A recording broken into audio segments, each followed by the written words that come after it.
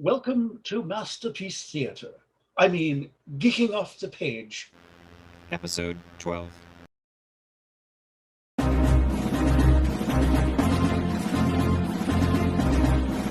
In a world overrun with an infinite amount of multiverses, originating from a plethora of sources, four longtime friends band together to try to make sense of it all and present it to an audience in an easy-to-digest podcast.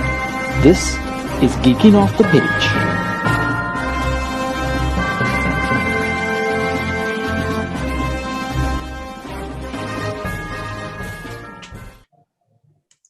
That doesn't show up on the final recording, by the way.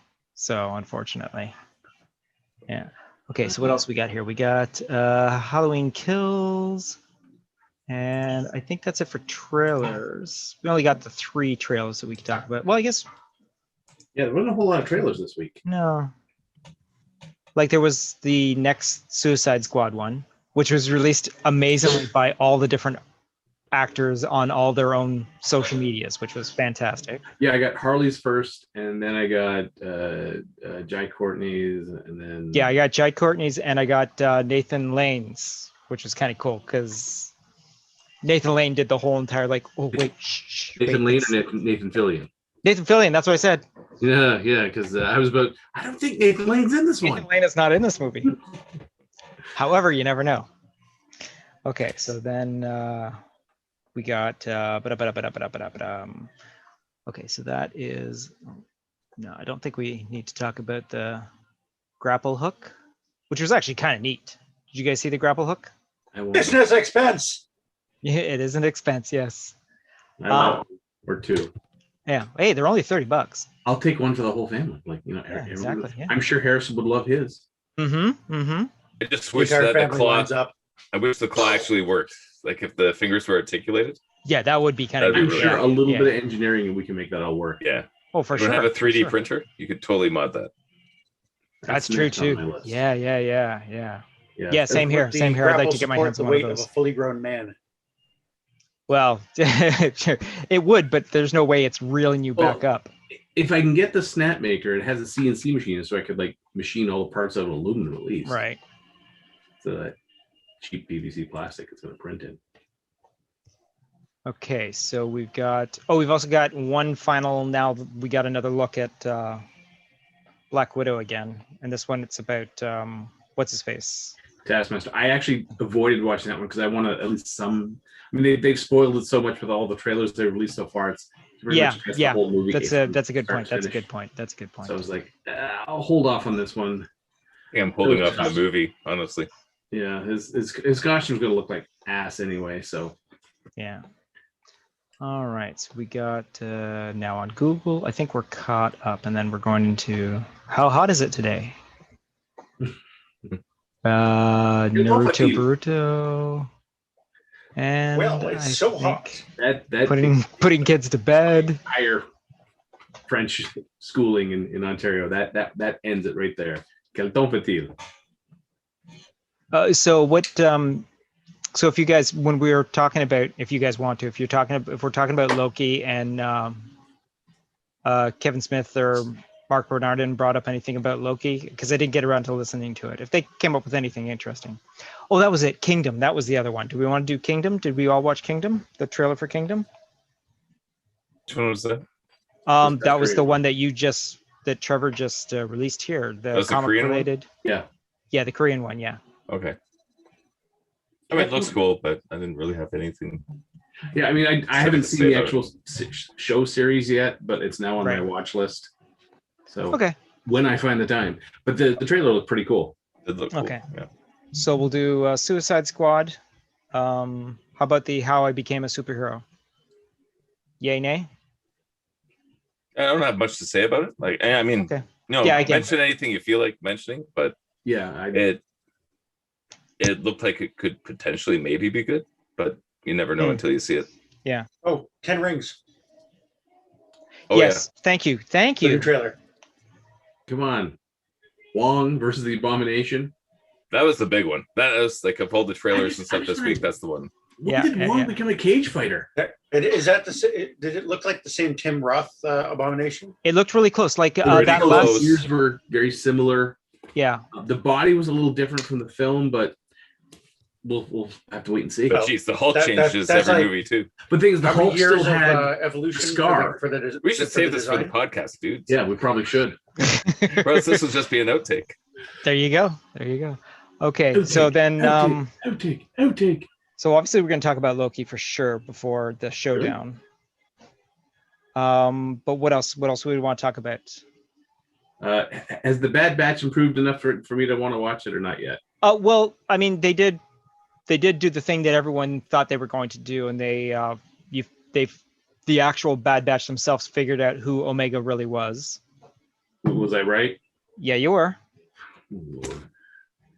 And that's the reason why they want her back. But they killed off I wouldn't say a major character, but they killed off a movie character, which was kind of neat that they did. And then they had two big time bounty hunters go after each other. So still waiting. So there's that. There's M.O.D.O.K. For you guys this week was to me one of the funnier episodes. M.O.D.O.K was the going into Asgard, right? That's the one, right? Yeah. Episode 4. That was funny. The friggin' fainting sheep and the screaming sheep was just phenomenal. I just like the fairies like trying to steal shoes. They all want.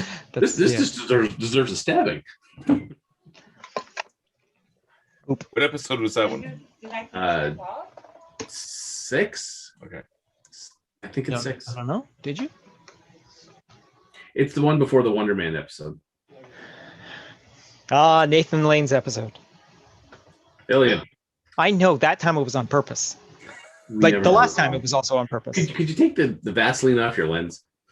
I do not know what Everyone to tell else you is with that. Nice and crisp, and then it's not. No, mine looks fine now. It's not as blurry as it was. It's just a crappy laptop camera that I'm. Yeah. See, my quality looks just slightly off of. Slightly 70s slightly. Yeah, exactly. Yeah. All right. So let's then Loki, then End Game versus Far From Home. See, and I get it properly this time. I figured out. I also wrote down the second set of titles, and those seem to be a little more of a challenge between them because they're not lower as in terrible movies, but they're. You're just saying Winter Soldier's going to do a clean sweep of all of them? Yeah, exactly. That's the thing. It's going to end up with Winter Soldier being the winner of that whole entire thing. Oh, Mike's background is all dark. Oh yeah. He didn't pay his power bill. Okay. Okay. It's the second monitor. Did you find it? It changes.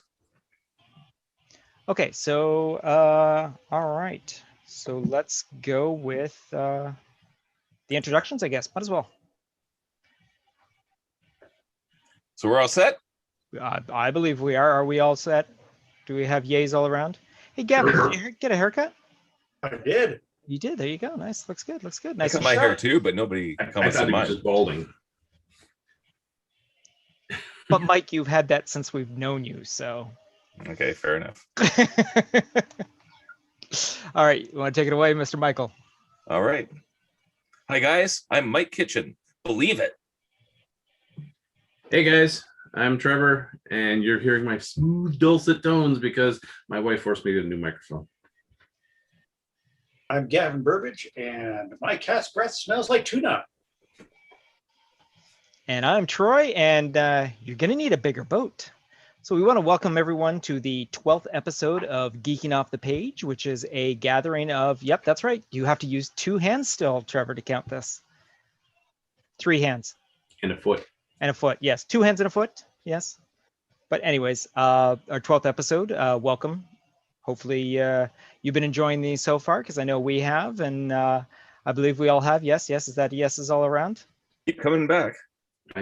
I'm here. You keep coming back. For punishment. Yeah, exactly. And again, it's just a collection of time-old friends that have been talking about this sort of thing all their lives, and we're still doing it now. We just have a easier way to get it to the masses, so we can spread our infection amongst all the disease. And just know that there's a 20-step program for the Marvel Support Group. Yes, exactly. There's so no with every vaccine for this one. So with every episode, we start off with our coming attractions, where we're talking about a bunch of the trailers that have actually dropped this week. And one of the coolest ones that I think has dropped, personally thinking, dropped this week was the Suicide Squad. Now, not only was it put out there as the latest trailer, which I believe is the second trailer or third trailer. It's a third trailer, which is a full trailer, which is kind of neat.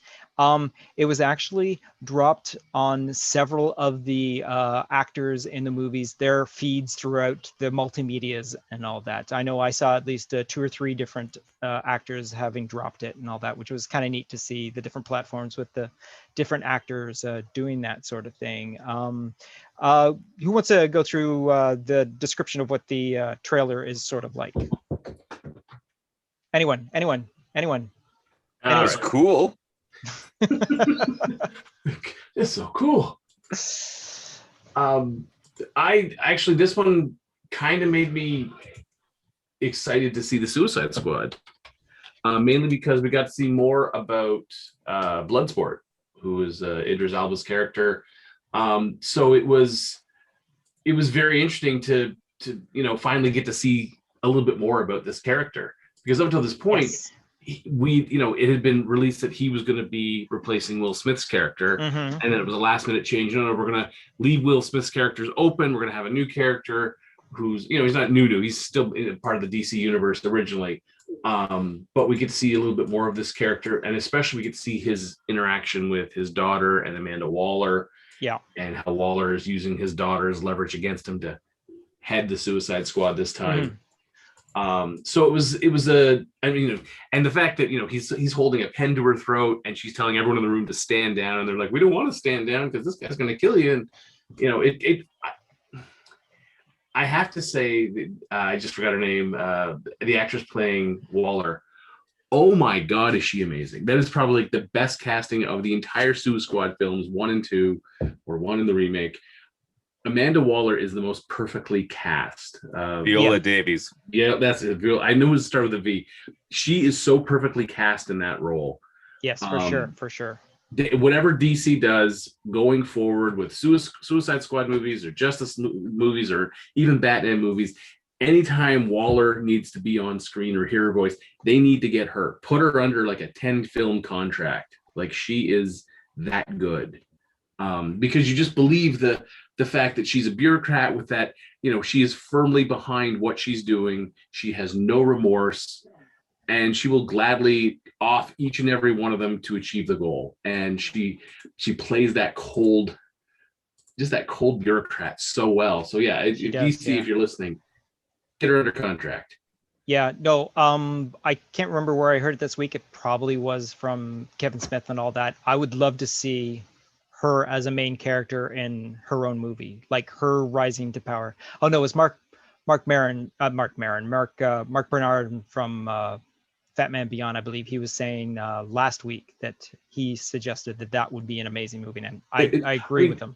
I enjoyed all, like in the animated series, every time Waller showed up, you knew it was going to be a good episode, because she's got her own agenda and she's not afraid about pushing it. And then we also got to see all the rest of the members. We've seen them in little bits here and there in the teaser. We saw Flag is not the stick up his ass sort of soldier he was in the first movie, playing a little bit up more, a little bit more relaxed. We finally saw who the big bad's going to be, which is Starro the Giant, starfish. That was a huge reveal. That was exciting for me. Like, that's the kind of character that always shows up in the comics, and especially in parody comics. But it's a perfect character for a movie like this. Starro as a villain is pretty terrifying, like, because each of those things can take over a person. And so to see the giant, the kaiju of Starro was kind of a nice touch. And also the fact that reinforce the fact that is it King Shark? Yep. King Shark? King Shark, King yeah. Shark. Yeah. Well, he was Sylvester originally supposed to be like a Stallone. tiger shark head, but they made him more of a great white head. The whole thing with, they're all on the radios and he's like, bird, because that's what he sees. Or he's saying, like, anyone have questions? And he pulls up his hand. I just love that. I love that you're going to have basically the guy on the party who with the intelligence of 3. Yeah. That's what makes it fun. And the person who, is role playing that character right to the hilt of just like, I have an intelligence of 3. I'm going to play an intelligence of 3. Yeah. Played by Sylvester Stallone, apparently. Yeah, That's Stallone right. is the voice, which is a nice touch. Now, my favorite thing. We'll wait for Adrian. You have nowhere to go. This house is full of crap. So the thing I'm looking forward to most for this movie is Peacemaker by John Cena. Yeah, I don't know if you guys ever read Checkmate when that was coming out. That was like late 80s, but that was Years a back, comic but book. I remember was a liking huge it. fan of, and Yeah, Peacemaker showed up in that. And I love the take on this. It's such a kind of cheesy sort of superhero, like straight out of the 80s. That was the other nice thing about this trailer as well, is that it showed off a bunch of the characters that you haven't been introduced to before, which was kind of neat. Which I like Weasel, like when they pointed out Weasel, he's harmless. Well, he's killed 22 children, but he's still harmless. Yeah. Right. Yeah.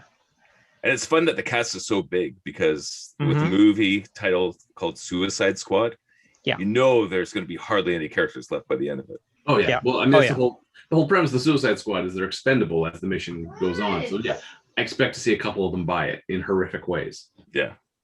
For sure. So that was a fun, exactly. And like Trevor said, I actually wanted to see this movie before, there's no problem. I was going to go see it. We're getting a theatrical release, which is kind of cool. We're getting actually a theatrical release soon, actually. I believe it is due out on the 6th of August, if I'm not mistaken. I believe so. Of this year. So that's right. And as far as I know, I don't believe it's getting a direct to stream sort of thing, or is that an HBO? Is that an HBO? I can't remember if it's it's Warner Brothers, so it would probably go to HBO Max. I will probably be seeing this one in the theater with the usual crew. Yeah, this is definitely see it on the big screen sort of feature. Did you guys see the first movie? Because I did not. I did. I saw it in theater, and it was, I mean, that movie suffered from some big problems, which I think this movie is going to solve right from the get-go. Because the first movie, you have Will Smith, and it just felt like the director really wanted to put Will Smith front and center all the damn time. And as good as a character Deadshot is, it's his back. Again, his back must have been hurting from trying to carry the movie that much. And they had Margot did a good but the thing portion of it too. I mean, it just honestly felt like the two of them with some an entourage behind them. Oh no, for sure. The other characters just felt kind of wasted. No, they definitely did. I agree with you there. Yes. Even Flag seemed to be underused as well in that first movie. Yeah. I gotta say the ensemble aspect of the first one, it never felt cohesive. It never felt like they were a team that I never felt particularly invested in any of the characters. Exactly. It didn't feel like an ensemble movie like that should be.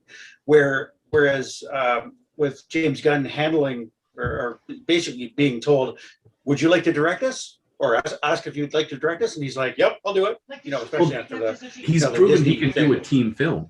Oh, yes. Exactly. He did Guardians of the Galaxy beautifully. So we know he's got a track record, at least a positive track record of handling team films, especially weird team films. Yeah. He handles weird so well, and the simple fact is, until I heard about his involvement, I was absolutely I didn't really enjoy the first one. I mean, it was somewhat entertaining.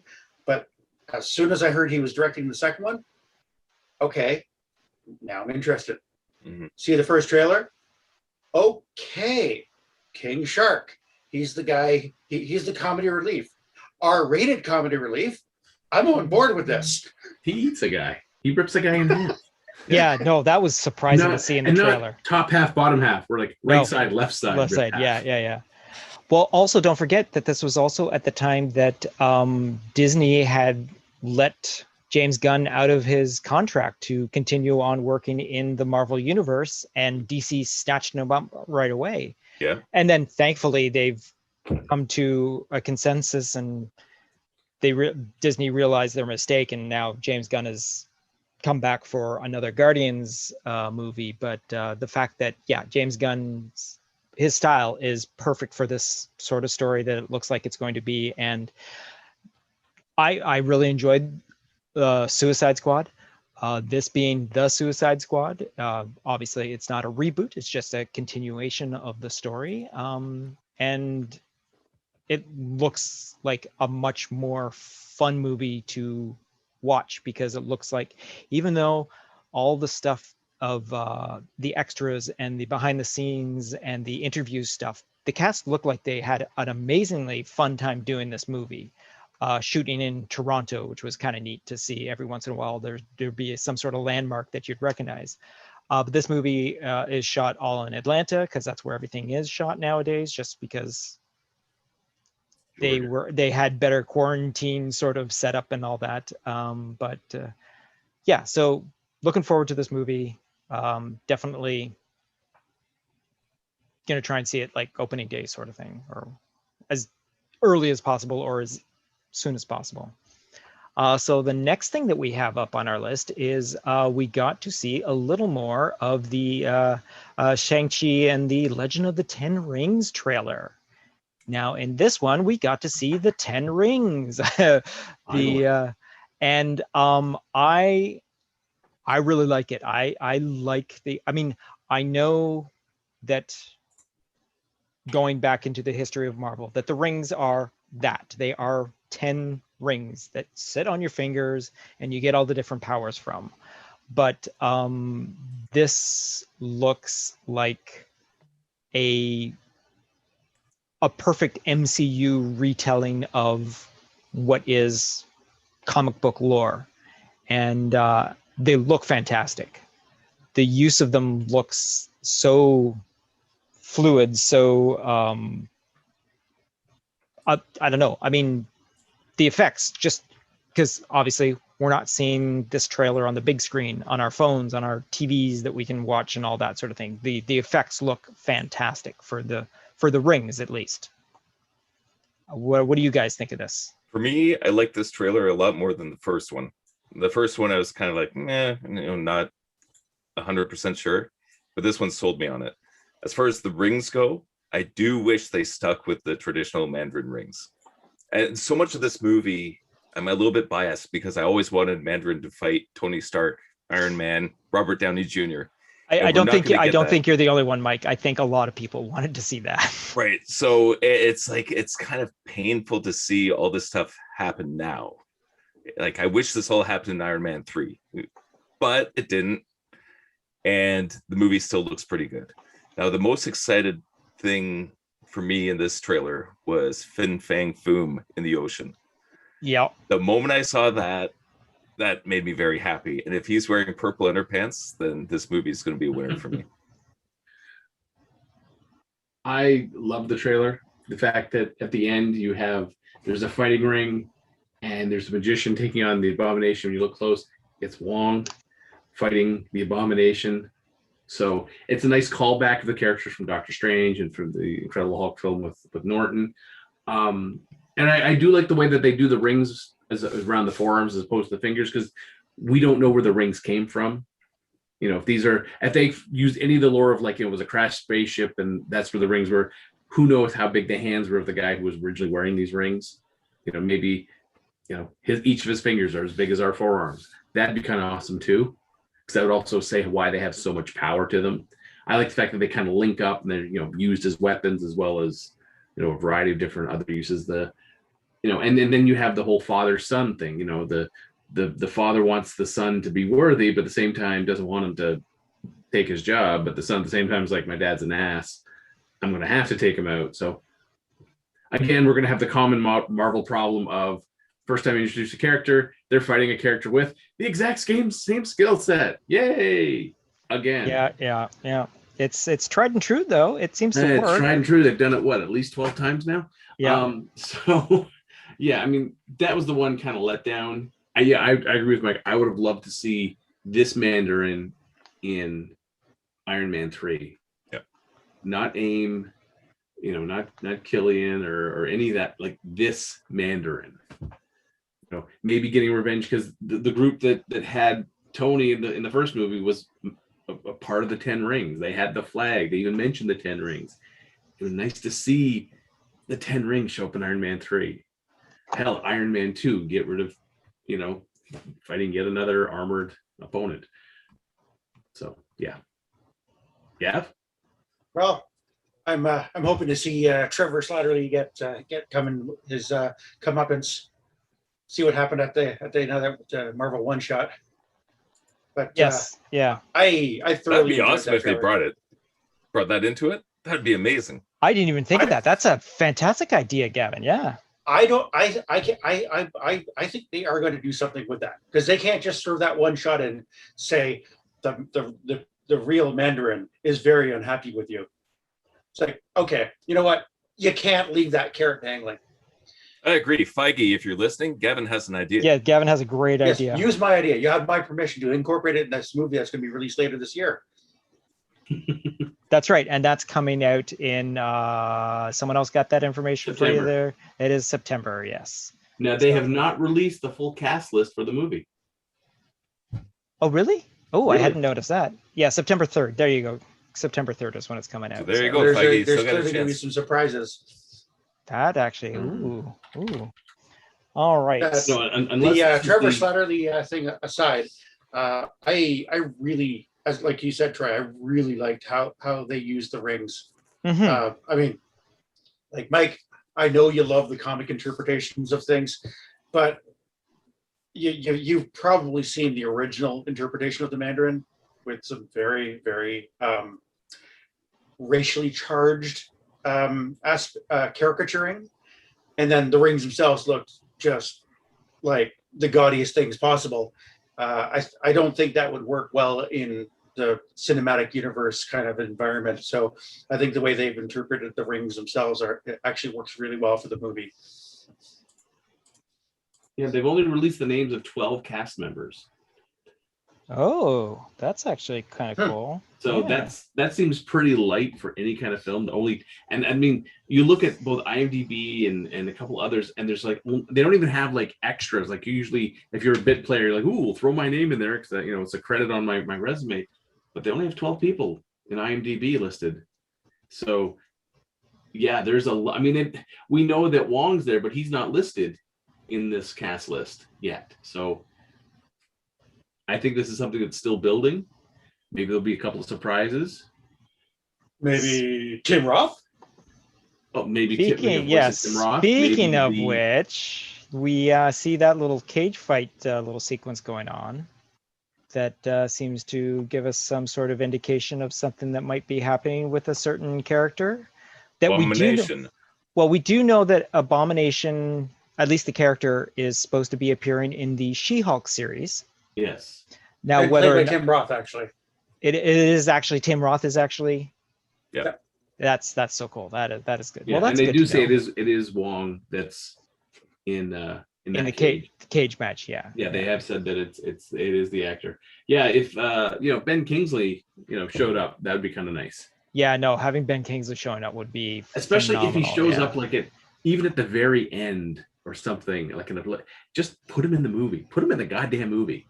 Let's keep the threads all together. Yeah, especially doing that Dudley Moore style British drunkish slurring kind of talk. Mm-hmm. Mm-hmm. So yeah. The soccer hooligan that he actually is. Yeah.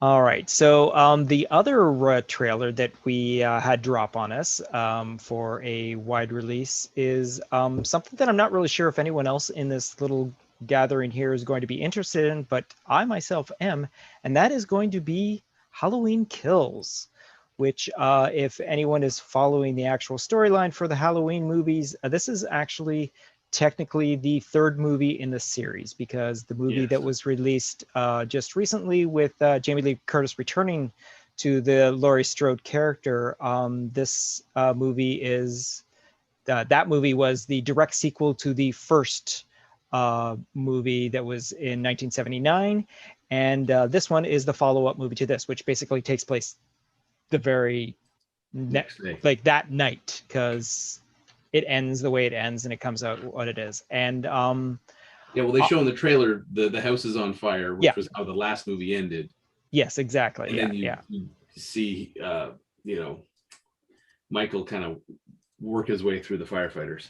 Exactly, which looks like the way that Michael Myers, well, what they did with Michael Myers in this basically retelling of the second story is just phenomenal. I really enjoyed that that return to the feel of the John Carpenter, which was a nice thing about it, is that it felt like a John Carpenter sequel. Other than I mean, don't get me wrong, Halloween 2 was a really great sequel to begin with, but this version that we saw was really, really cool. And it's also updated for the time, and the actual amount of time that has passed between the two is there, sort of thing. So it's kind of neat to have seen it. Now, I don't know if any of you guys are interested in it, but I'm just going to say, yes, I am going to go see that movie. Probably see it, because I saw the film previous. Right. And because this is basically happening the same night, like starts, I'll probably end up watching. I don't know if I'll go to theaters to see it, because I think it comes out like mid-October. Yeah, it is due out in exactly. It should be the 15th of October. So, yes. So if it wasn't out for Halloween, that'd be ridiculous. Yeah. Well, the thing is, one problem for me is my son's birthday is on the 30th, so kind of. I should take him to it. Oh yeah, I'm That'd sure. Be great. Yeah, would just love it. Oh, of course. Yeah. Oh, yeah, just get them started early. Yeah, I remember like the original Halloween 2 it was written by Carpenter, but wasn't directed by Carpenter. It was not directed. Yes. Like same tone to it. Mm-hmm. So that's why when I saw like basically the resurgence of the resurgence with when Jamie Lee Curtis came back, that's why I saw it. It was like, well, let's see what it feels like, and it felt like a Carpenter film. Yeah, it definitely did. Yes, and the good thing is, Part 1 and Part 2 are being directed by the same director, David Gordon Green. So which is nice. So it's a full mapped out, and like I said, it's basically one long movie that's been chopped into two. Now, unfortunately, with the pandemic and all that sort of thing, this movie was supposed to be out last Halloween. So that's the only reason why we're now so many years in between. But yeah, so we're now looking forward to getting this, and I'm looking forward to my triple bill sitting in the movie theater watching all three movies, which would be fantastic. I mean, even if it's just like Halloween and then Halloween Kills, that would be cool too. But to see the original Halloween and then followed up by the other two movies would be such an amazing fun time in the theaters for that sort of thing. So yeah, so that's about all that we had for our trailers. I have one more. Oh, my daughter found it. She really Sing 2. Sorry? The movie Sing has a sequel, Sing 2. I wasn't aware that it had been made or in development, but my daughter Ramona was, going away on her iPad. She's like, "Dad, what's this?" And it was like, "Oh, Sing 2." And at first I thought it was Sing, and then I was like, "Wait a minute, different location, different songs." I was like, crap, there's a sequel. Yeah, I you know what? I did the exact same thing today. I saw it while I was scrolling through YouTube, and I showed it to my daughter, and she sort of had. I mean, we enjoyed Sing. The first Sing surprised us. Oh man, I quit after the first musical number. I was like, "No, I'm done." Tapped out.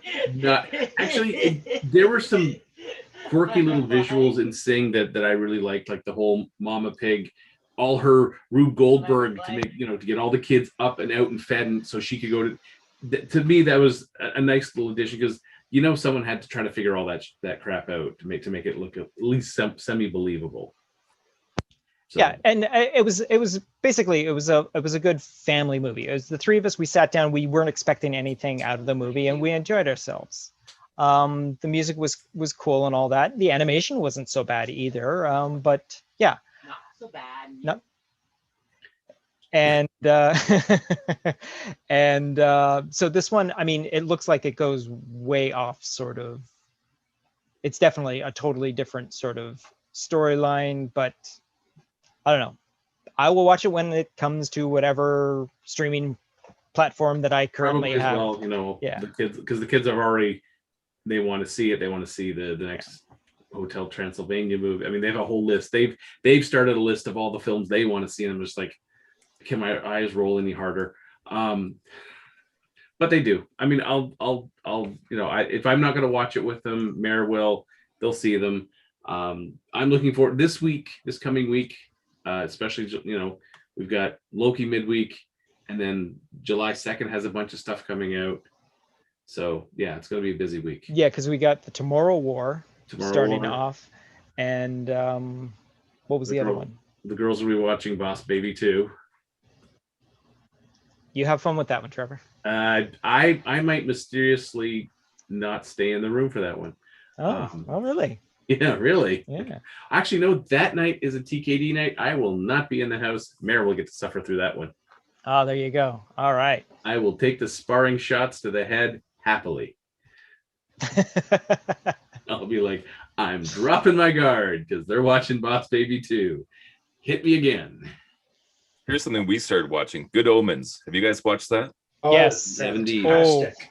Oh, Jeff's Kiss. I mean, yeah. You've Love just the started book. it? You've just started We just started that last night. We got through 2 episodes. And again, David Tennant, like you can't go wrong with him, and seeing him with snake eyes and everything else. Sheen together are just wish we would have had those two together on Doctor Who at some point. Right. Because him and like I said, Michael, I mean, I'm a fan of Michael Sheen to begin with. I'm a fan of David Tennant. Seeing the two of them together working on a Neil Gaiman Terry Pratchett story is just, you any better than that. And Amazon did a fantastic job with this. And do they finish strong? Oh, yes. That's a yes. Yeah, they good. Totally. It's. I mean, because I don't. The thing is, I don't want to talk about it if you're still watching it. Yeah, it's so easy to spoil things. I mean, I read the book like 3 times in a single week. Because I mean, Terry Pratchett's one of my favorite authors. I love Neil Gaiman stuff. And you could tell with the way that it was written, there's a flavors of these two authors back and forth. Yeah. And I remember I picked up the book like on a Friday, read it Friday night, did not go to bed. Luckily didn't work on Saturday, otherwise I would be dead. Read it again Sunday night. And then I read, I think Sunday, almost finished it. And then into Monday, finished it off, took Tuesday off. And I picked up the book again on Wednesday. I had other books I was going to read. And I was like, oh, I'll do this one just in case there's something I missed. And it's a good enough book that each time you read it, you got something different out of it. And I think they did that book justice with this show. Like that's good to hear, because the first 2 episodes were so good. Like, man, I hope they do not screw this up. No, Michael, it gets better. It does get better. And to back up Trevor, like, I am not a great reader. It'll take me forever to get through a book. I will get through a Star Wars novel, no problem. I will get through a Stephen King novel, no problem. It'll take me a week or 2 and all that. But Good Omens, straight through, just under a week. Again, I don't set aside 4 or 5 hours in a row to read it. I'll read it a chapter or 2 at a time, but this one made me go right through it, and I was not disappointed in what I saw on the screen. Well, my intention was to read about an hour at most, when I first got it, and the next thing I know, it's like, oh look, it's 8 a.m. Yeah. As I close the book, I'm like, I look at it, I'm like, whoa, I've gone through 3 chapters already. Holy cripes! So and again, why are you not watching it now? I mean, yeah. But yeah, no, Amazon did a fantastic job. They also did. I've only seen the first season of it, but I really enjoyed American Gods as well, which was another Neil Gaiman, which again another novel that I read. It took me a week or 2 to get through it and all that, but another. I read the book and then I heard the audiobook, and the audiobook was good, but with one guy doing all the voices, sometimes it felt a little odd. Especially a Neil Gaiman story. Yeah. Yeah, we But- started watching American Gods. The first, I guess it was the first season, thought was pretty strong, but we lost interest through the second season, so we never got to the end of it. Yeah, I just never got around to it. But I now it's unsubscribed from Showtime because there was nothing I was watching on there anymore. So I was like, oh, I'll save a couple bucks on subscribe. And then they're like, oh, American God season 2. I'm like, I don't know if it's enough to sign back up. Yeah. So I'll catch it on some other service at some point. Oh wait, we got it on Amazon in Canada. Yeah. Didn't Ha get it. ha ha ha ha. Go Canada. How's that The going other- there, How's that going there, Mr. USA? How's that? July 9th. I take my oath. Oh, okay. Yeah. Oh, dude. So like in like 2 weeks and a bit. Yeah. Yeah, nice. Don't Alright. screw it up, Trevor. Yeah. So Well, I think it just has to do the oath. You've already done the hard part. I've done right? it. Yeah, I did all the Yeah. hard part. That's just the oath. He might mess up. Yeah, I probably will. Let's Start sending things to North Korea or something. Well, it's funny. I got this the letter I have to take to the oath ceremony, and on the back is a whole questionnaire of like, have you been in an accident since then? Have you committed any crimes? Have you gotten any tickets? Have you deserted the army? I'm like, oh no. So, yeah. All right. So on that note, we got a couple of things that came up this week on our Disney Plus watch.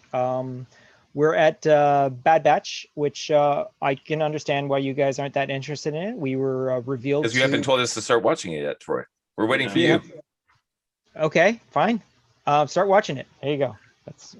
I'm enjoying it, and if you guys, I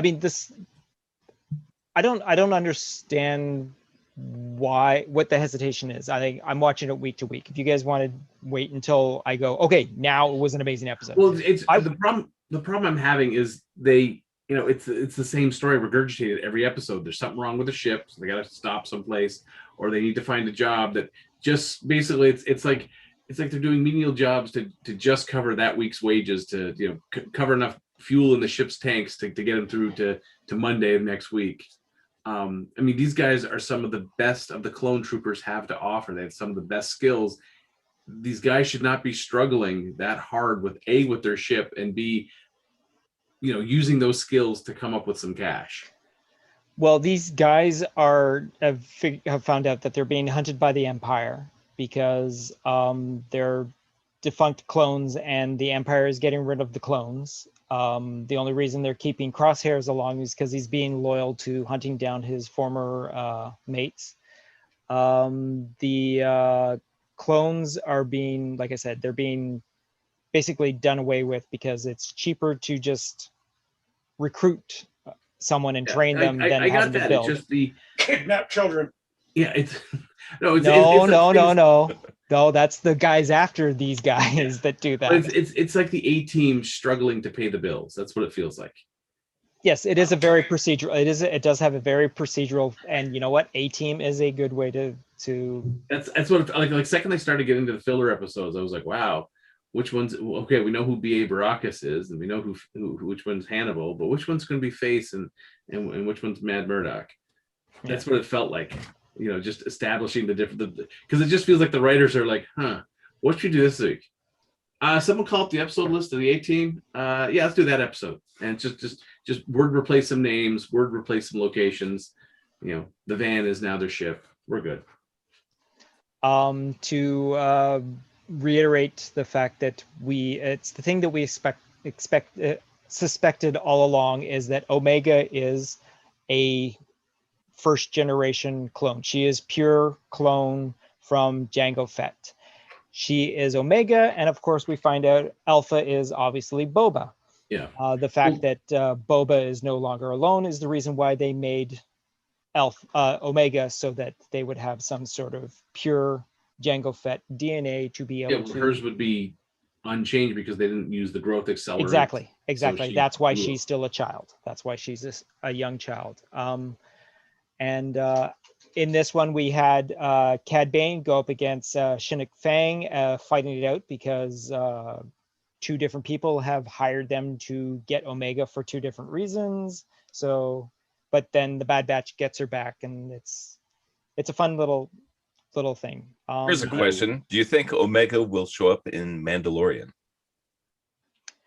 That would be an interesting thing to see, but that's kind of hard to say. Well, again, we're also looking at Mandalorian still another year away before we actually see any new Mandalorian stuff. Could she show up in the Book of Fett? Chances are she could be in the Book of Fett because she technically is If you have the two clones, Boba Fett's sister. Yeah, exactly. That would be actually kind of to have Boba Fett showing up with a younger sister. That would be kind of cool.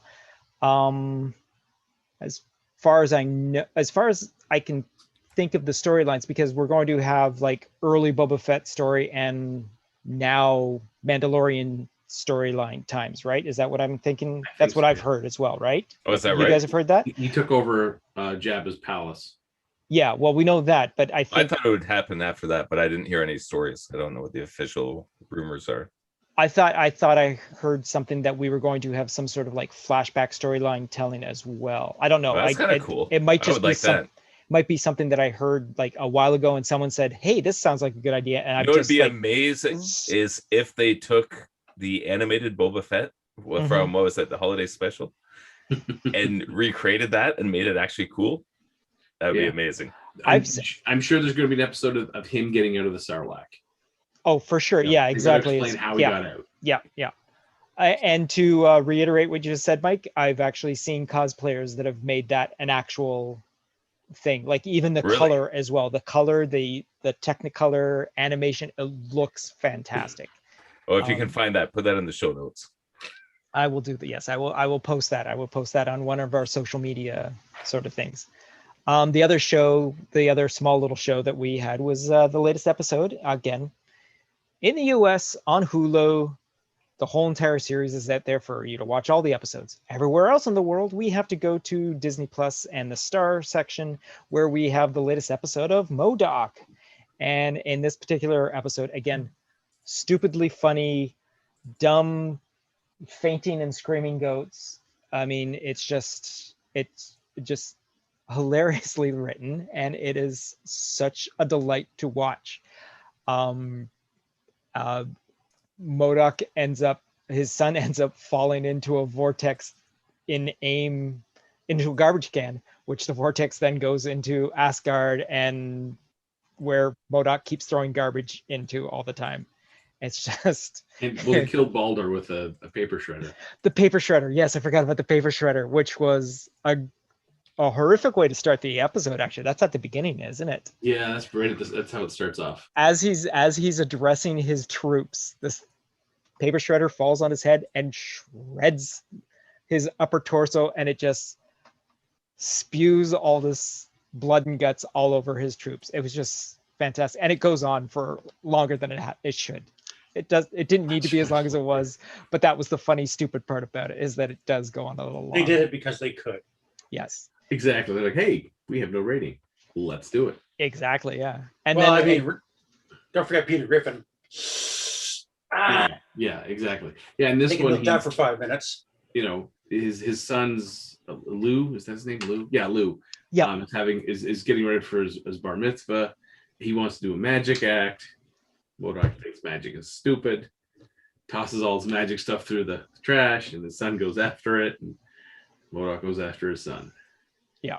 Hilarity ensues. And then hilarity ensues, exactly.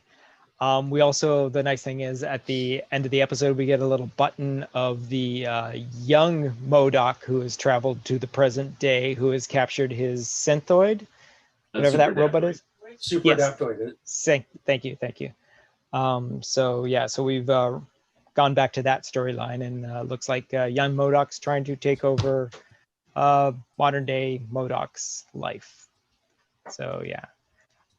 So the other thing that I show of hands, who ended up watching the Long Halloween Part 1? I did. Not yet. That's one we're gonna watch with the whole family. Oh, and Gavin, did you get around to it? I did not know. Oh, okay. Did you not see the link that I put in the messages there? Let me double check that. Okay, so anyways, you know what? I did skip through some of the video. The animation looks amazing, first of all. Mm-hmm. Why doesn't Warner Brothers get these guys to make a Batman movie? I don't understand it. Like, just seriously, everything I looked at, just take the whole thing, make a damn live action movie out of it, and it would be a blockbuster. Visually, it looked really nice.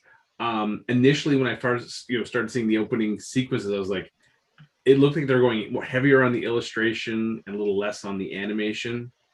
But then it's almost like you could tell they reach a certain point and then they kind of hit their stride to keep a level of a high level of illustration, but also try to add some fluid animation. Specifically the chase sequence across the rooftops, they kind of were able to find their balance with that one. The story was really, really nice. I enjoyed this. I also watched it at 3 a.m. So yeah. For you guys that watched it all the way through, have you read the comic book? I have. So I went into going to like, yeah, I've read this comic book. This would be cool. I'd love the story and all that sort of thing. As I'm going into it, 20 minutes into it, I'm like, wait, I don't remember this in the story. I don't remember the story. Like 40 minutes into it, I'm like, no, what's going on? And then I realized that I had mistaken it for the Hush storyline. Okay, yeah. And then realized, oh wait, I've only just like seen the different covers and all that of this particular, because I could have sworn somewhere that I had read. Someone might have even had the graphic novel and I had flipped through it before, because parts of it seemed familiar enough to like, no, this is what I thought was Hush sort of thing, right? But it was the Long Halloween. So I had read this. I will see, where was I? This it was this 96. Yeah, 96. So I'm still a Bill. And I was excited to read this one because this is all about the origin of Two-Face. And we'd already seen that disastrous film that shall not remain unnamed that Schumacher did, which kind of crapped all over Two-Face. So I was excited when I read that. I was like, oh my God, this should have been the film to introduce Two-Face. Like this is the material. Not Tommy Lee Jones. So yeah, when I sat down last night at 3 a.m. and started playing, I was like, wait a second. I'm getting all these little flashbacks in my head of reading it. And then, I was like, oh, they're going to do this justice. Thank God. Okay. So how about we table this for now? And then if Gavin and Mike want to get off their collective asses. Well, if they want to go through it, and we can. Well, I'm definitely going to watch this with the family. Okay, cool. I cannot take my boys to see any live action Batman because, first of all, it's too dark, and second, because it sucks. Yeah. So anytime there's an animated Batman, I like to sit down with the family and watch that so they can see how Batman should be. And this is definitely one of them. And I love that the artwork looks like Tim Sale. Like skipping through, it's like, oh, you can definitely see the influence. Yeah. That's why initially I was like, I don't know how well they're going to be able to keep that level of illustration and animate it. Yeah. Well. But they found their stride and were able to pull it off. Yeah. And again, this is a part 1, and I believe the second part is coming out at the end of the year. No, this next month, like July. Oh, really? Oh, yeah. I looked up the wrong information then. This is a really long Halloween. This can go all the way to October. Exactly. Well, that's what I thought it was going to be. It was going to, because the whole entire thing is a whole entire year and it ends in October. I thought it was going to be released in the fall, because when they did, part 2 releases July 27th. Oh, really? Okay, because when they did the Dark Knight Returns part 1 and part 2, it was a couple of months in between the two. Yeah. If I remember correctly. The entire production was done just back to back. They just didn't stop. Yeah. But so part 1 was released June 22nd. Part 2 is July 27th. Oh, okay. So a month apart. Okay. So, or do we want to come back when the whole thing's done? You know what? Let's do them one at a time and then. Yeah. Okay. We'll do a recap of this one next week. Exactly. Okay. So that sounds like a plan. Well, okay. That's cool. All right. So you got some homework. Yeah. You got some homework there, Gavin. Yeah. I downloaded it.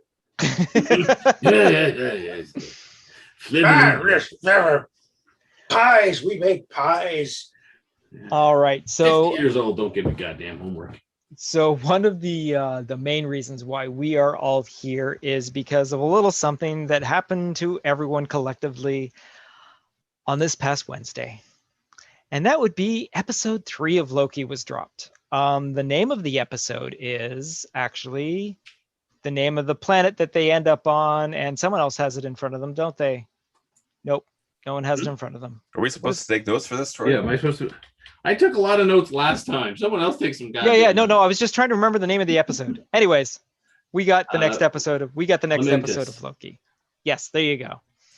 And we are introduced to well, we're not introduced to, we were introduced to her in the last episode, but we were given more of a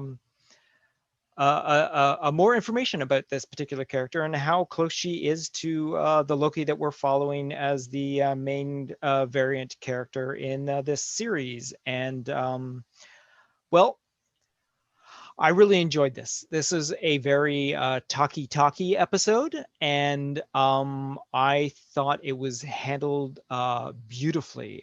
It looked spectacular. It was the gorgeous colors. I thought it was like the coloring alone on this was very fun. The interaction it was so different than the previous 2 episodes. It was. It was kind of jarring, but it was also refreshing because you don't know what's going to happen. It's like, whoa!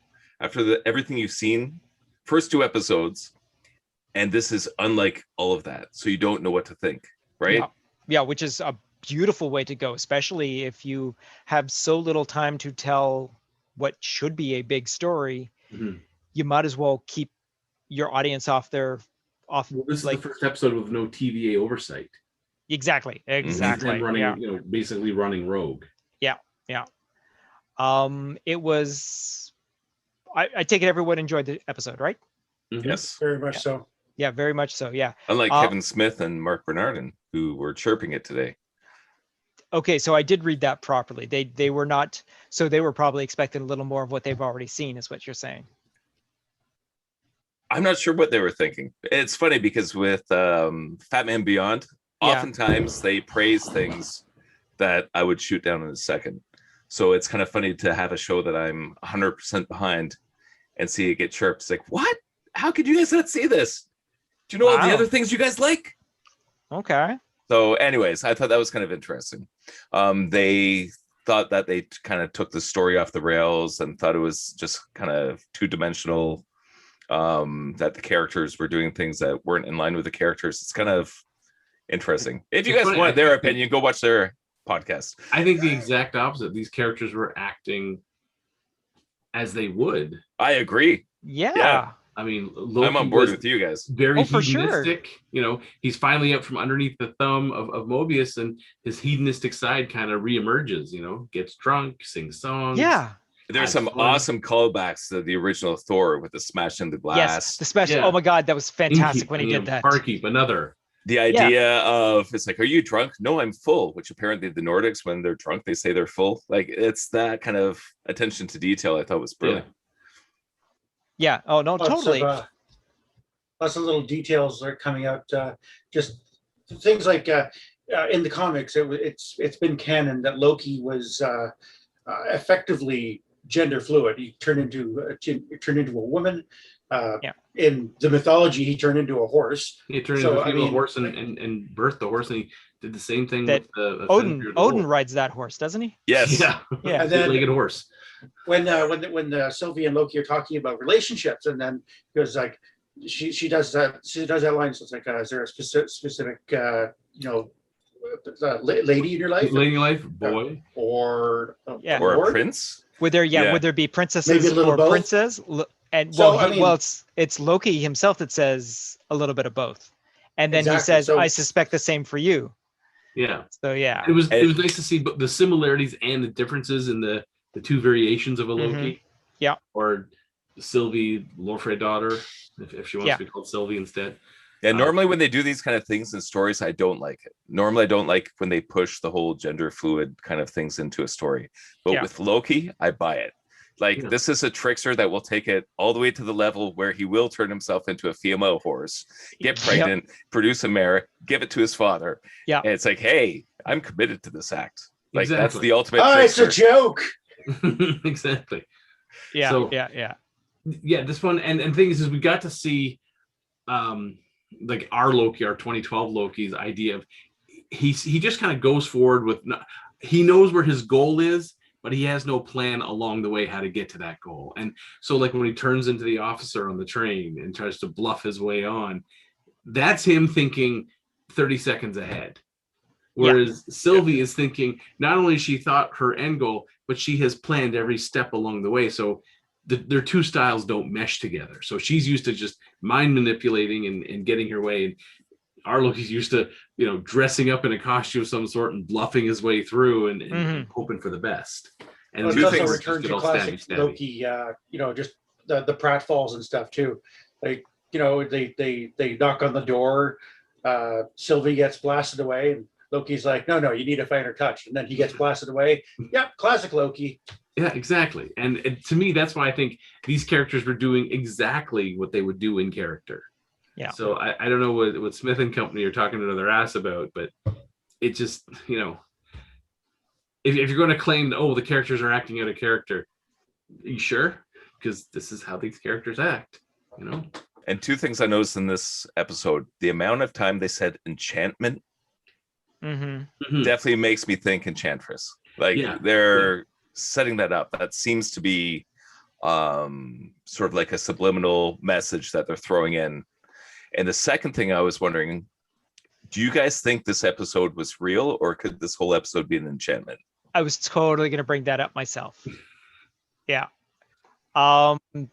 Because at one point when she does go to enchant our Loki, the Loki that we're following, that the power doesn't work on him, and the fact that he mentions that his brain is too strong. He has too strong of a, too strong, to be enchanted like that. So then she continues on with, okay, I guess I can't enchant this guy. But the fact that it could, it feels like a throwback to Avengers when he had the Mind Stone and the staff, and he's touching Tony Stark on the heart. It's like, maybe we're having performance issues. And I was like, exactly. So he's throwing the same joke now on her, like, oh, maybe it's performance issues. I'm just too strong for it. And I think she got him. Yeah. So we're all on the same page that this whole entire episode was actually all in our Loki's mind. And it could be. Well, she talks basically about how for stronger mind, she has to pull a memory from herself and have the person play through it, because we get to see that with the security officer right at the start. So I think it's the same thing. She may have, because she's probably been to Lamentis many times, right? Because it's an apocalyptic event, and she could have been hiding there. So so she's probably hid there a couple times. She knows the timeline, so she's supplying the information to make it feel real for Loki, so he doesn't question what's going on, like the train and being thrown off the train, then running to the town and watching the Ark get destroyed. That all happens, so she's supplying that information into his brain to keep that mind control going. Yeah, exactly. Yeah, so we're all so basically Loki's been duped for the whole entire episode. She basically just did it so she can get the time pad. I don't even think that's part of it, like the temp pad. I think that's a MacGuffin for this episode. I think I think in a way they're not on Lamentis. When they jumped through the door, they went somewhere else, if they even left the shopping center. Yeah, but for me, I'm like a 50-50 split. Yeah, I don't know what left to the think. shopping center. Oh, you're thinking it was from that point she on? She grabbed him, like when that fight was going on initially. In his mind, he's followed her through the door, but that door could be part of the whole. He hasn't left. Oh, so you're going back even earlier than where I thought the enchantment in the shopping center. Oh, I didn't think that far back, because I was thinking from when they were in the that shed on Lamentis, and I didn't even think of that. I don't know about that. So it'll be interesting to see. And that's what I love about this series, is because they keep you on your toes. You don't know what to expect next. Like every single episode, I don't know. She ran through that door. Yeah. And he didn't go didn't decide to go through until he looked back and saw Mobius and crew running towards him. Right. That's what made him step through the door. Right. So that's why I think she had already got him at some point. Or they're not on Lamentis. They're probably somewhere else that's relatively safe. Maybe another doomsday scenario, but much, Yeah, I just think she's using the temp pad as a MacGuffin to keep that keeps the 2012 Loki focused on the situation. You keep bringing up we need this item, you've hidden this item, the item's broken, it's all your fault. You're still focused on that. It's like, don't think about polar bears, and that's all you can think about. Polar bears. We'll find out on Wednesday. Yeah. Yeah, exactly. Well, I mean, we're halfway through the series though. That's the thing. That's the other thing that's so remarkable about this. We're at the halfway point and all that. I got a question. This is going to be mostly directed towards you, Mike, because you're the newest one, basically enjoying the world. But what did you think of this as a fantastically done Doctor Who episode? I thought it was great. Yeah, because I mean, the whole entire thing starts off there in a quarry. There's a bunch of like talking moments and all that. There's a bunch of really cool like sci-fi. All the aliens seem to be human. Honestly, this entire series, again coming off Doctor Who, right? I was like, these are the best Doctor Who episodes I've ever seen. Like, it's great, and that's why I was thinking, like, why doesn't the TVA go after the Doctor? Like, I want to see that meme. Yeah, someone's got to do that. We saw the one with Marty McFly, but yeah, if they're going after Doctor Loki, Who. Woki. Yeah. No, I mean, the way the sets looked, they had a Doctor Who British feel to them, even though this is we know this is being done in Atlanta. This is all shot in Atlanta and all that. It's mostly, a lot of it is like green screen and whatnot, because they don't have one of the Mandalorian technology out there in Atlanta, so it's mostly green screen and whatnot. But although it looked like it could have been, it honestly, the effects and compositing and all that, yeah, seriously could have been. Oh no, for sure. There is money spent on this episode for something that is as basic as a quarry, a train station, that whole entire one of my favorite parts is that ending continuous shot that technically really isn't a continuous shot. You can see where they cut and back and forth and all that. But the fact that the camera is flowing around them, zooming in, following the characters as they go into a building, fight the officers, come out, the building comes down, Loki like uses his telekinesis to shoot the thing back up, and just like, it's just, that whole entire sequence just such fun to watch. And that is an expensive sort of thing to do. There's a lot of practical involved. There's a lot of like special effects obviously interlaid into it. There's beautiful editing between like stunt coordination and all that. It's just like, I'm really enjoying just the look of this particular episode itself. I keep thinking we're watching this on TV. Like, this is a TV show. Can you imagine that when we were kids, seeing something on this on television? Yeah, it's just absolutely crazy. Yeah. Sorry, go ahead. Did they film this on location? Yeah. Yes, Trevor. They've just recently added to the wiki. Season 2 is scheduled to begin filming January 2022. I do not dig that. Title of Architect. Say again? Season 2 of Loki is scheduled to begin filming in January of 2022, also under the working title of Architect, which is what Season 1 was filmed under. So this isn't it. Oh, okay. Did not know that. Season. That's cool. That's cool. Yay! I'll take more of this. One thing about the visuals that just grabbed me from the moment they started seeing the moon in the background starting to break apart, as they were making their way to the rocket station, or the rocket ship. The moon is just starting to break apart. You're seeing larger and larger chunks come apart, and the closer it gets to the planet, you see like crack in half. I'm just watching this, going like, "Holy shit! This is really showing how dire the situation is."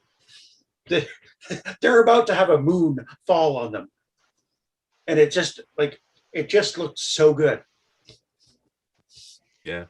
And also, like, again, when they first got to the planet and they were dodging the meteorites hitting down and all that, the two of them dancing between the two of them, like one stopping the other and spinning around and all that, like the practical effect is, I don't know, I'd have to see. Did they actually have like just explosions? They were dodging around the explosions, or did they just have them dance around and then they digitally put in the explosions or something like that? Which I highly doubt, because didn't look like it cut away or anything like that. So it was probably them just running up to the markers, like, this is the point where it's going to be. So I'll stop you, spin around, and we'll keep running, sort of thing. And then they come in later and digitally. But the fact that it's moving camera and all that adds so much more to it. And it's just, we're watching, and like you said, we're watching this on TV. We are watching theatrically released quality on TV. And look, it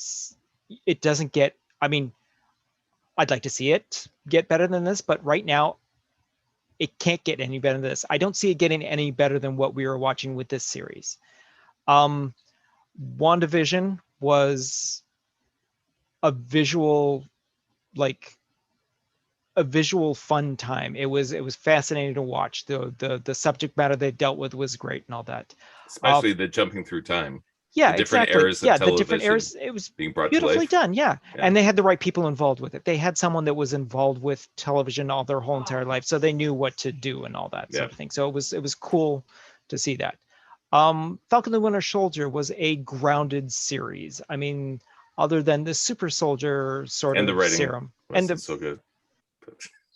But again, they weren't dealing with the spectacular that the MCU does. The MCU does the spectacular. The MCU does the spectacular. You cannot sit over here. You can't go. Troy, it's time to leave. Yeah, I gotta go. I'm not allowed to sit here anymore. The MCU seems to do this spectacular better than anything else. Now, of course, we all know Winter Soldier and Civil War, while they are the most grounded in reality compared to the other movies, they're fantastically written. They just had the right people behind it.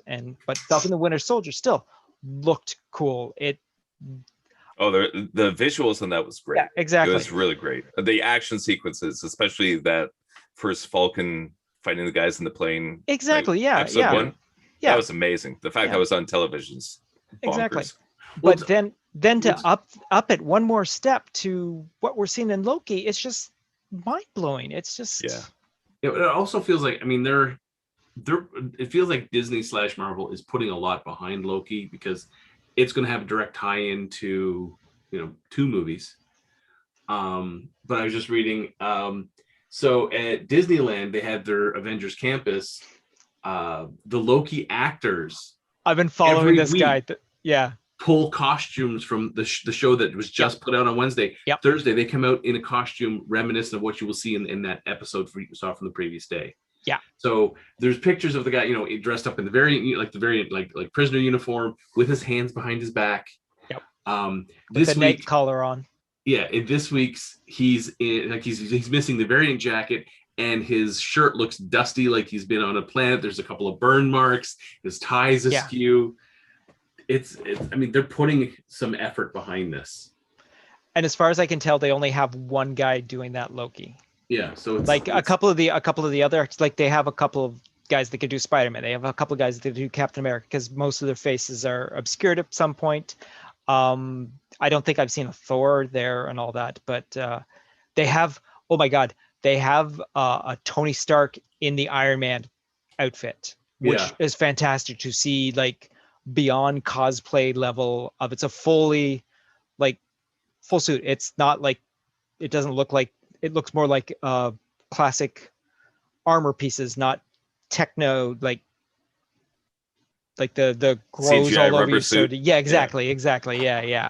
So and this guy seems to move around all that sort of thing. But that'd be so cool if it flies. If he could fly, imagine that. Dude just takes off, starts flying around. So sharing this. So his first week at the campus. Yes. Him dressed in the look uniform with a depowered cube and then the variant outfit.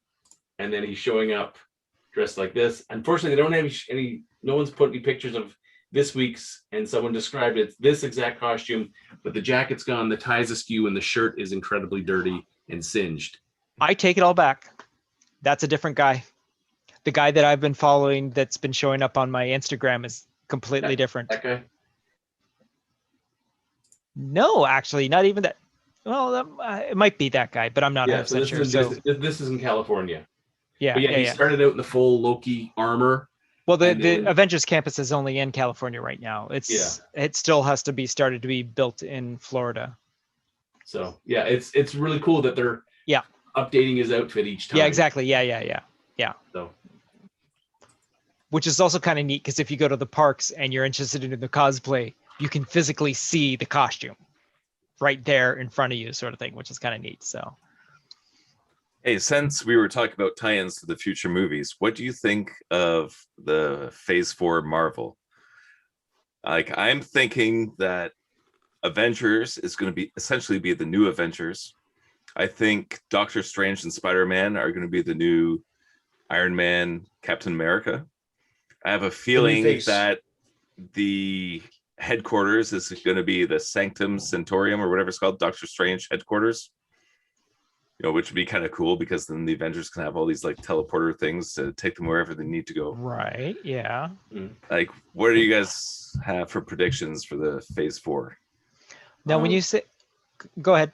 I'm just pulling up the list now of the Phase 4 films. We have Black Widow, Shang-Chi, Eternals, Spider-Man, Doctor Strange, Thor, Black Panther, The Marvels, Ant-Man, Guardians of the Galaxy, Fantastic Four. But then we also have the Disney Plus shows of WandaVision, Falcon, Loki, What If, Miss Marvel, Hawkeye, Moon Knight, She-Hulk, Secret Invasion, Guardians of the Galaxy, Ironheart, Iron Wars, and an Untitled Wakanda series. Right. So nowhere there is listed Avengers. Not once. Yeah, but I have a feeling. I mean, if I was Marvel, and you're going to try and create a new Avengers you're going to weave film, them towards some sort of Avengers style. Right. Like grouping. Phase 1 was introduce all these characters, and eventually it comes to they all come together to form the team to take on the big bad. We obviously know it's going to be multiverse related or alternate timeline, like all this weird stuff's going to happen. But I do think that Doctor Strange and Spider-Man are going to be the two guys that are like the anchor points for it. And that would kind of tie into the comics with the new Avengers.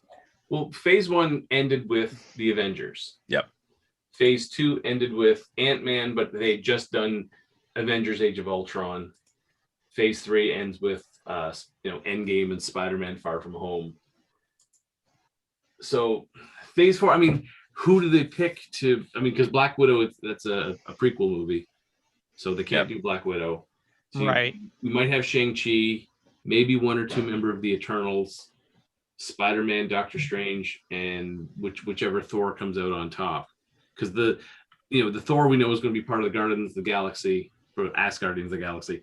So it might be the Jane Foster Thor. But things is oh God, what's her name?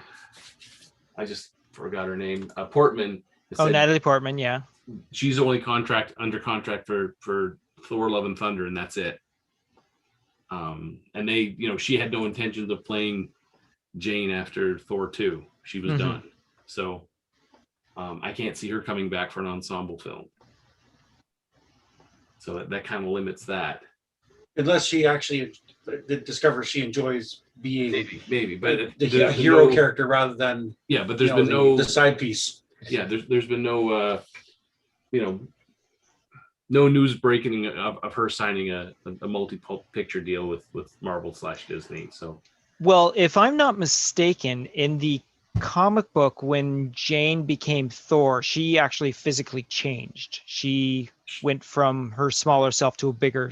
Well, it still looked like it was just while she was Thor. I mean, she was dying of cancer. Yep. Right. And when she took on Thor, it kind of held things at bay, but it was still slowly creeping on her, sort of thing. Well, the biggest problem with her cancer treatment was every time she'd undergo chemotherapy, whenever she'd transform into Thor, it would basically just burn all the chemicals out of her body. Yeah, because she's any progress that was made to try and combat the cancer was so every basically time she thrown out the window the moment she was transformed. Gotcha. Well, no, because what I was going to bring up is if they do give her an alternate form for Thor, they could carry on with her like that, and they wouldn't have to have Natalie Portman be in it anymore. Yeah. You know what I'm saying? Although she got pretty buff for this role. If you've seen her workout things, like she's got man arms. which are kind of impressive because she's not that big of a woman to begin No, with. she is not. No, she is a tiny little thing, and she looks, it's what it's how buff she should have been during V for Vendetta. Yeah. But and one thing I'm thinking with the whole idea of the new Avengers is that in the Mhm. comic books, one of the main characters that's part of it is Wolverine. And if you're going to start bringing X-Men into it, yeah, like if you can get Wolverine on the superhero team, like that would be a massive draw for the audience. Now, yeah, that kind of leads into the next thought here. How are you going to bring the X-Men in? Clear.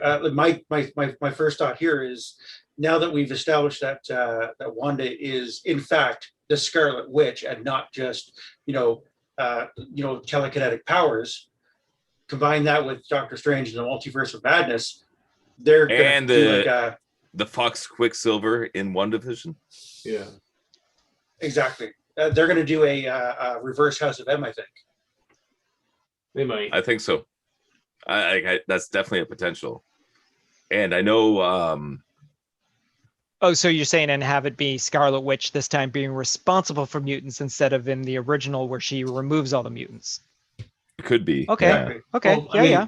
Again, for the Doctor Strange film, they've only announced 6 people so far in the cast. Yeah. So, they're filming it now, but they haven't really announced who's who.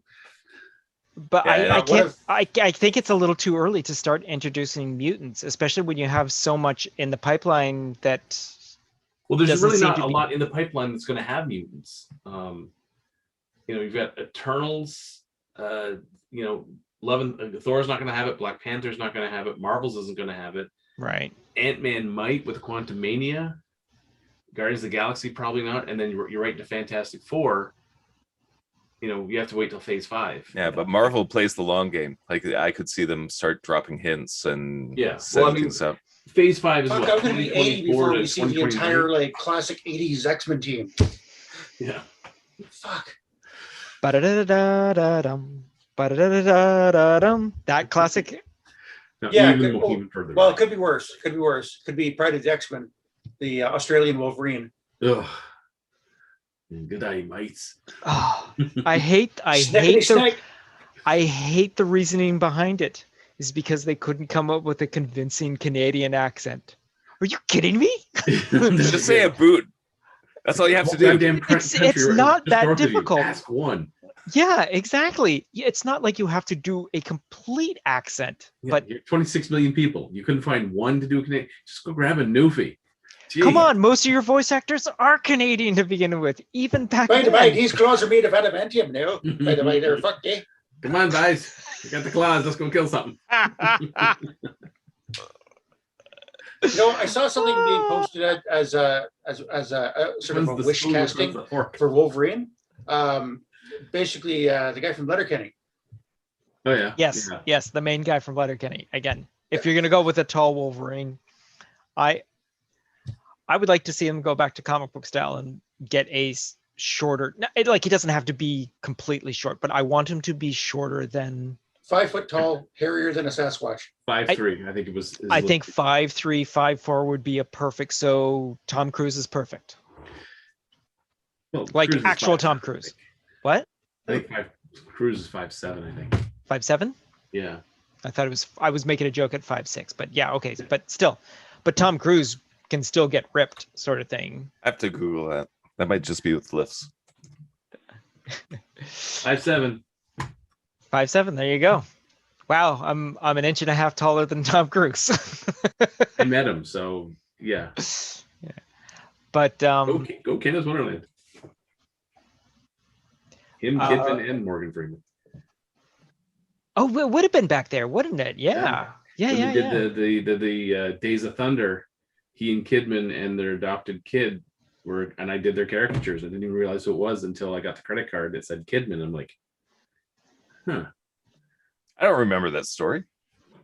Yeah. Wait, we all I knew drew each other Cruise, when you. I drew Tom Cruise, I drew Nicole Kidman, and then like 3 weeks later, I drew Morgan Freeman. It wasn't until I was doing the freckles on his face that I realized, holy shit, this is Morgan Freeman. And I was trying not to geek out and say, you're because that was also when Shawshank came out. I will remember. Yes, I do remember you saying Morgan Freeman, because it was like, what, Morgan Freeman? What's he doing here? Sort of thing. I remember coming home just being super giddy.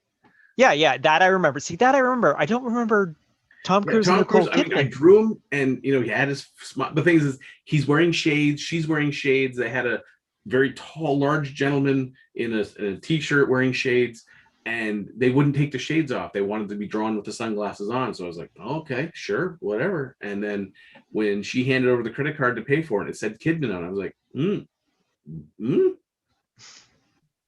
Yeah, because that year, a bunch of you guys from animation took caricature jobs at Canada's Wonderland. Yeah, myself, Trevor, and that's Mark right. Gall. Yeah, Mark Gall was. That's right. Yes. I was trying to remember who else was there. Yeah.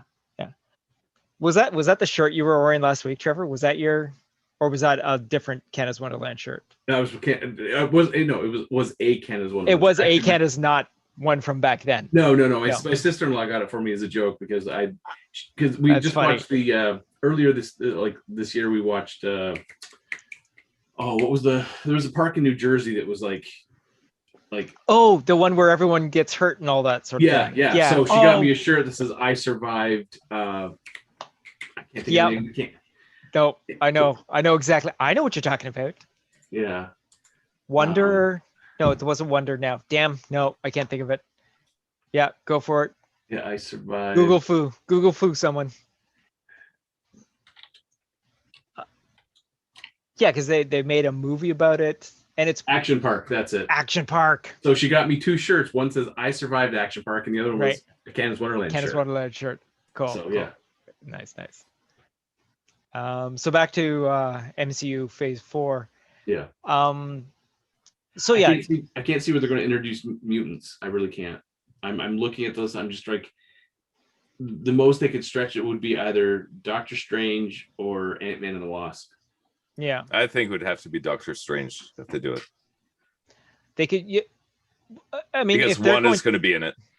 Something right at the end where I don't know, you kind of see like a silhouette with claws popping out of the I mean, there's probably going to be something because you're going to see the or as an after scene, after the credit scene. Yeah, no, that'd be good.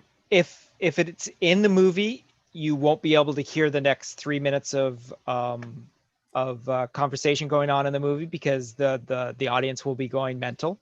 Yeah, if you see like a shimmering portal, you see kind of like a silhouette step through, and the person stops and their hands right in frame, and then 3 claws start to pop out. Yeah, that's all you need is the sound of that. The neck theater starts to crumble from the sheer volume of people screaming their heads off. Yeah, exactly. That's how gravelly grumble, like, who are you, bub? Yeah. They don't have to even say anything. No, I don't think so. I think claws start coming out with that sound, like the schnick, and then people like, yeah. At that point, you quickly jam the earplugs in to save your hearing. Okay, here's what I'm picturing it. You got in the foreground is the darkened silhouette body, and in the background there's a porthole closing as Doctor Strange walks through it, and the hand is like in frame, and that's where the claws come out. And that's it. And then it cuts back to where Strange is tumbling through whatever porthole to wherever else he ends up, sort of thing. And I think that's your mutant introduction, sort of thing. Sounds good to me. It gets torn open when the Fantastic Four come back. Exactly. There you go, Feige. Take notes. Troy's got an idea. Because as everyone remembers, it's the Fantastic Four that introduced the zombies into the Marvel Universe. Because Reed opened up a...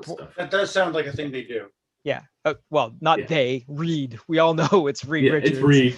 Ben Grimm has nothing to do with this. Johnny Storm, no. And it's like this podcast. It's a 4-man team. You're all responsible. Yeah. You're all responsible. Yeah, exactly. I guess that's true. Yeah, you're all responsible for what this. But yeah, no, I'm, again, a little bit of peppering here and there would be kind of cool, but I think we're going to get something like that, and then we're not going to see anything for a while because there's nothing. Again, Ant-Man and the Wasp might be the next thing that we do. It has to be something that has to be interdimensional, unless someone's going to set off some sort of friggin' bomb that starts altering everyone's DNA, which could I happen think in Wakanda forever. Oh, Yeah. that whole line that Rocket gave out, like the snap happening 3 times in one part of the galaxy, has never it's never happened before. So what we're waiting for what, like 10, 12 years past that point to have the radiation suddenly get into it and people heading adolescence into their Or teens the snap people who come back that are humans, there's something altered in their DNA. Oh, Well, okay. look at, Rambo. That's the catalyst. Look at Rambo going through Scarlet Witch's portal, activated her powers. Yep. In WandaVision. Oh, I want to smack myself right now because he's like, Rambo, what the hell are you talking about? What's Slice Stallone's has to? Oh, right, Hey, Rambo. I got yeah, these powers. Rambo. He's King Shark. He has nothing to do with the He's X-Men. doing the voice of King Shark, but he's also one of the Guardians of the Galaxy characters That's too. true. Yeah. Yeah. So I mean, that's why I was like, but Rambo, why did you say not? Oh, right, Rambo. Yeah. She went through the portal. Rambo, not Rambo. Activated her powers. So Yes, it's French. Rambo. Yes, not Rambo. Monica Rambo. Rambo. So Okay. Yes. we need more Jimmy Woo. Oh, for sure. Absolutely. Oh, We yeah. need a Jimmy Woo X-Files style show. He's got to show up at least in what? Eternals, maybe Spider-Man. Definitely going to show up in Ant-Man. Yeah, for sure. Ant-Man. Yeah. It'd be funny if I'm going to riot. It would be hilarious if he shows up in She-Hulk. Oh, there's a good chance because Moon Knight is New York based as well, right? So there could totally be a crossover there. Moon Knight. Like, That's you're not actually going to what get. I'm really looking forward to is Moon Knight.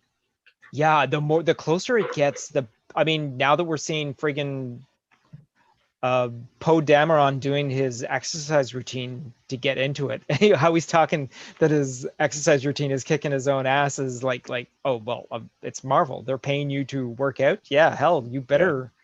Yeah.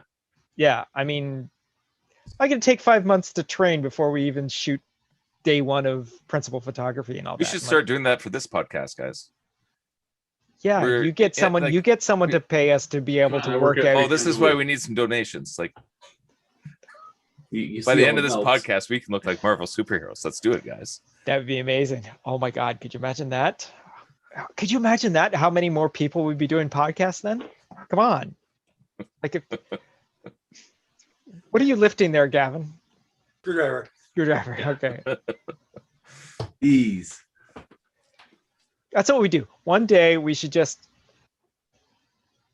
Here we go. Is that a thigh master there, Gavin? No. It's an you gotta. thing. What is that? Oh, that's a cool Is that looking. a King Kong kettlebell? No, it's Just an ape. Yeah, that's It's just a- Joe Rogan on it. Kettlebell. no. It's an angry chimp. That's a Congo. That's a Congo themed kettlebell. Wait a sec. Just out of reach is here. Just lift a pencil, Troy. Just lift a pencil. Oh, pencil. This is what happens when you sit at a desk all day. You have to have things around. Things around, you say. How about if I recumbent bike? That would do it. Okay, so like the 15 is okay, right? I can just sit here and just lift off the one and then switch to the other, right? That the whole entire. Yeah, that's the start. Yeah, this that's is a like good TV start, yeah. Marvel superheroes. Exactly. Yeah. I got the ankle weights behind me, and I got the recumbent bike right there beside me. So. Yeah, but the thing that really counts is the diet, guys. I can't give up my Coca-Cola. Diet Coke. No, Zevia. no, it's even worse than friggin' regular Coke. I stopped all soda. I just went to water 100%. Yeah. 49 years of Coca-Cola, Troy. Well, it's a sponsor, Gavin. I probably wasn't drinking it out of the bottle when I was growing up, Gavin. But yeah, how do you close. know? You were in college. No, pretty close. Oh no, I was terrible. Oh my God, I was terrible in college with that sort of thing. Wasn't the I plan to switched build water. like The an entire only like, non-water thing I do is Arnold Palmer, the diets, or the Arnold Palmer Zero, which is like 10 calories for a 16-ounce cup. So. Yeah, but no, I will admit, I have been sticking to one or the other. I'll probably have maybe 2 glasses of Coke a day, and the rest is water all the time. If there's chocolate milk in the house, I will drink the chocolate milk because chocolate milk rocks. But it's great for muscle recovery. It is if I were to work out. Oh, okay.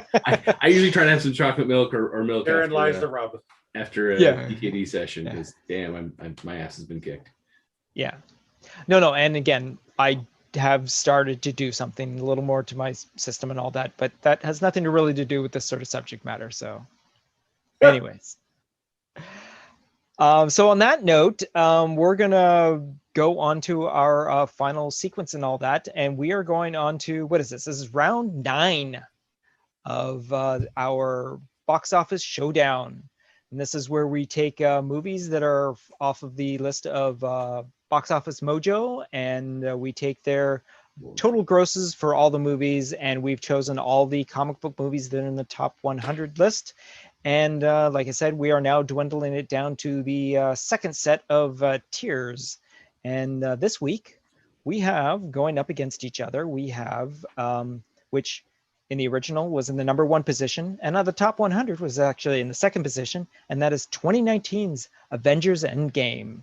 And to reiterate, it actually brought in $2,797,501,328.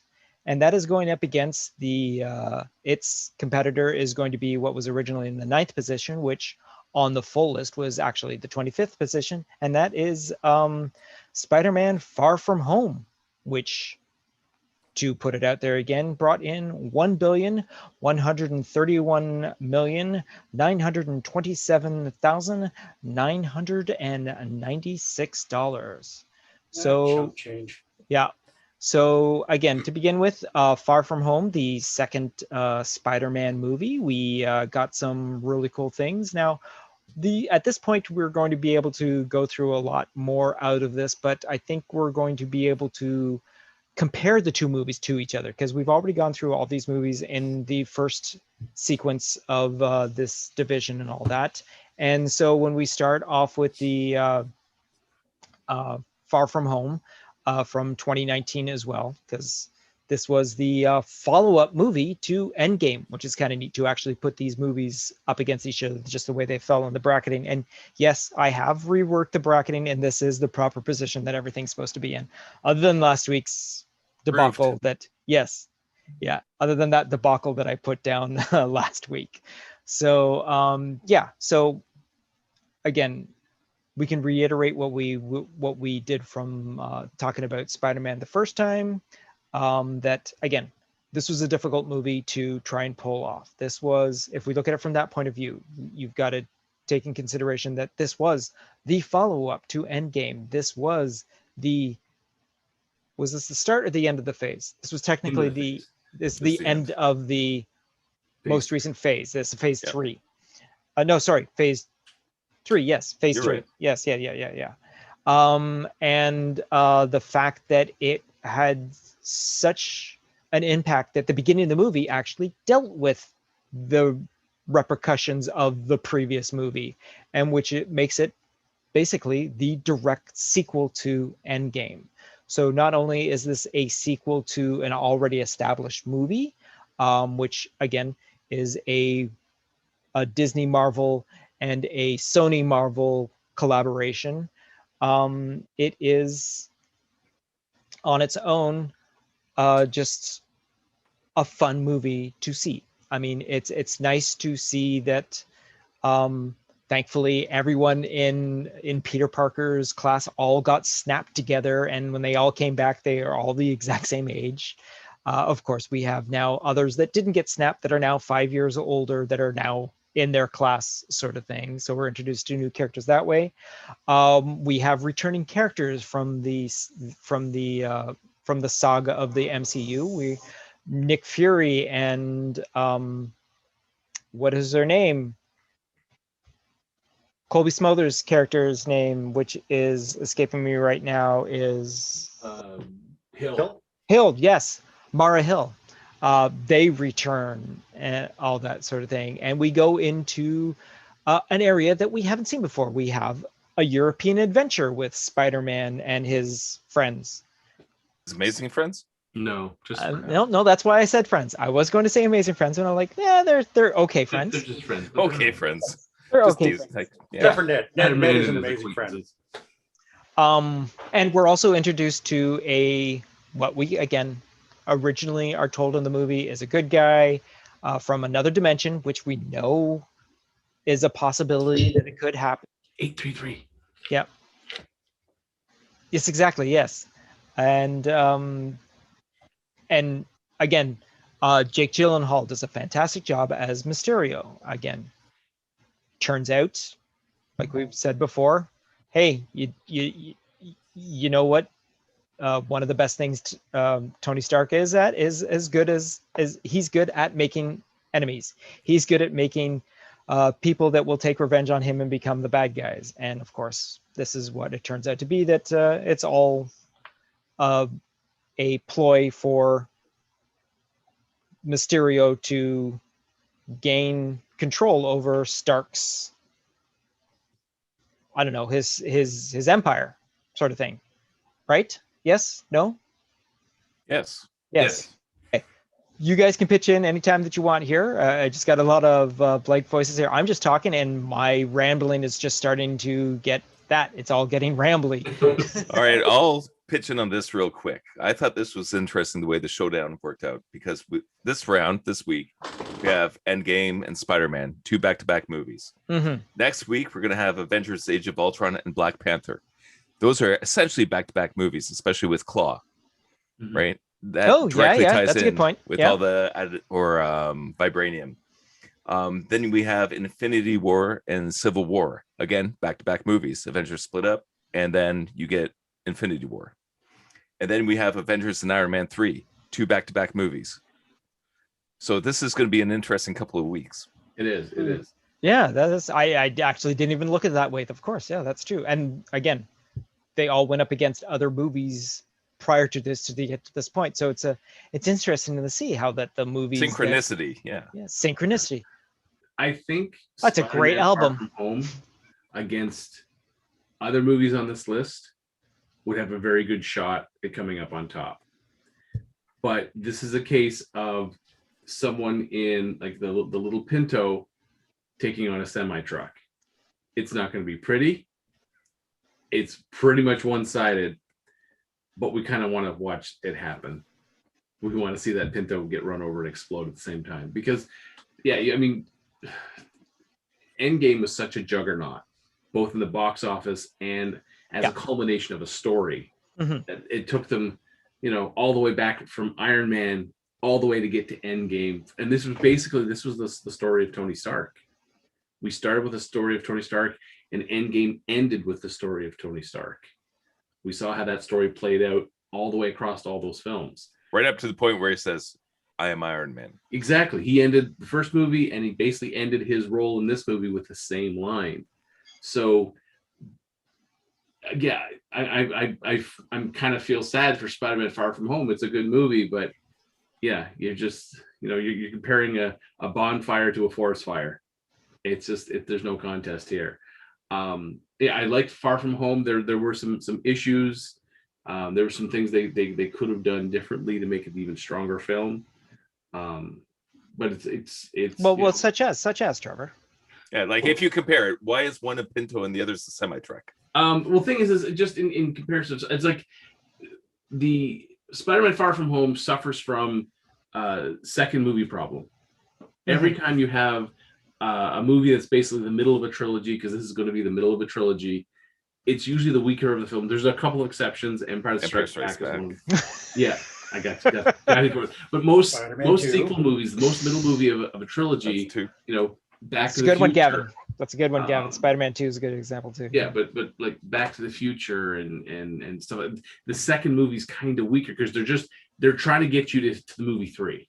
Like the second Matrix movie was, because they were just like trying to, pull you from Matrix 1 and throw you into Matrix 3. That was their whole goal. So this one, they were dealing with the aftermath of Endgame, which they dealt with very nicely. But there was a couple of things that, how the character of Mysterio, they had the chance to introduce a multiverse, and they kind of We're joking. He's not really from the multiverse. I'm so glad they didn't. But things is, this is where they could have had the symbiote suit that he acquired from Infinity War and wore through Endgame. This could have been, Mysterio could have been from that altered dimension, and the symbiote's on him. This could have been the film where Parker dumps the symbiote when he realizes it's becoming too much for him, or it's that would have been cool. This is where these are the things that they could have set up, and that would have made this film a much stronger film. I think they played it safe for the most part, because it was the film after the juggernaut of Endgame. They were like, we don't want to be like not even a blip on the radar, so we got to do something. But at the same time, they played it really safe, knowing that this was the end of the phase. Endgame was actually, in my mind, Endgame was the end of Phase 3. This one would have been great for the start of Phase 4, the aftermath of Endgame. I see it as an epilogue, essentially. Yeah, because they could have used this as the start of the fourth phase, and then part of the first half fourth phase is seeing that ripple effect of what Endgame did to Earth 616. But we're not really going to see that, because Phase 4 is they're just jumping off right into the next batch of heroes. So that's why comparing it to Endgame is, it's like comparing tiny little ping pong balls to bowling balls. They're both films, but in much different leagues from one another. Also, you have to take in consideration as well that Endgame was a complete Marvel Studios movie, whereas Sony had a lot to do with Far From Home, because again, Spider-Man is still a Sony-owned property that they allow Disney Marvel to use, and Disney Marvel also backs up Sony Spider-Man, but only Spider-Man, which is why Spider-Man was able to get Nick Fury. Yeah, this is why. Right? Yes, That's this the is trade. why Nick Fury, and then why the Skrulls were involved and whatnot, and sort of idea. So yeah. Now that being said,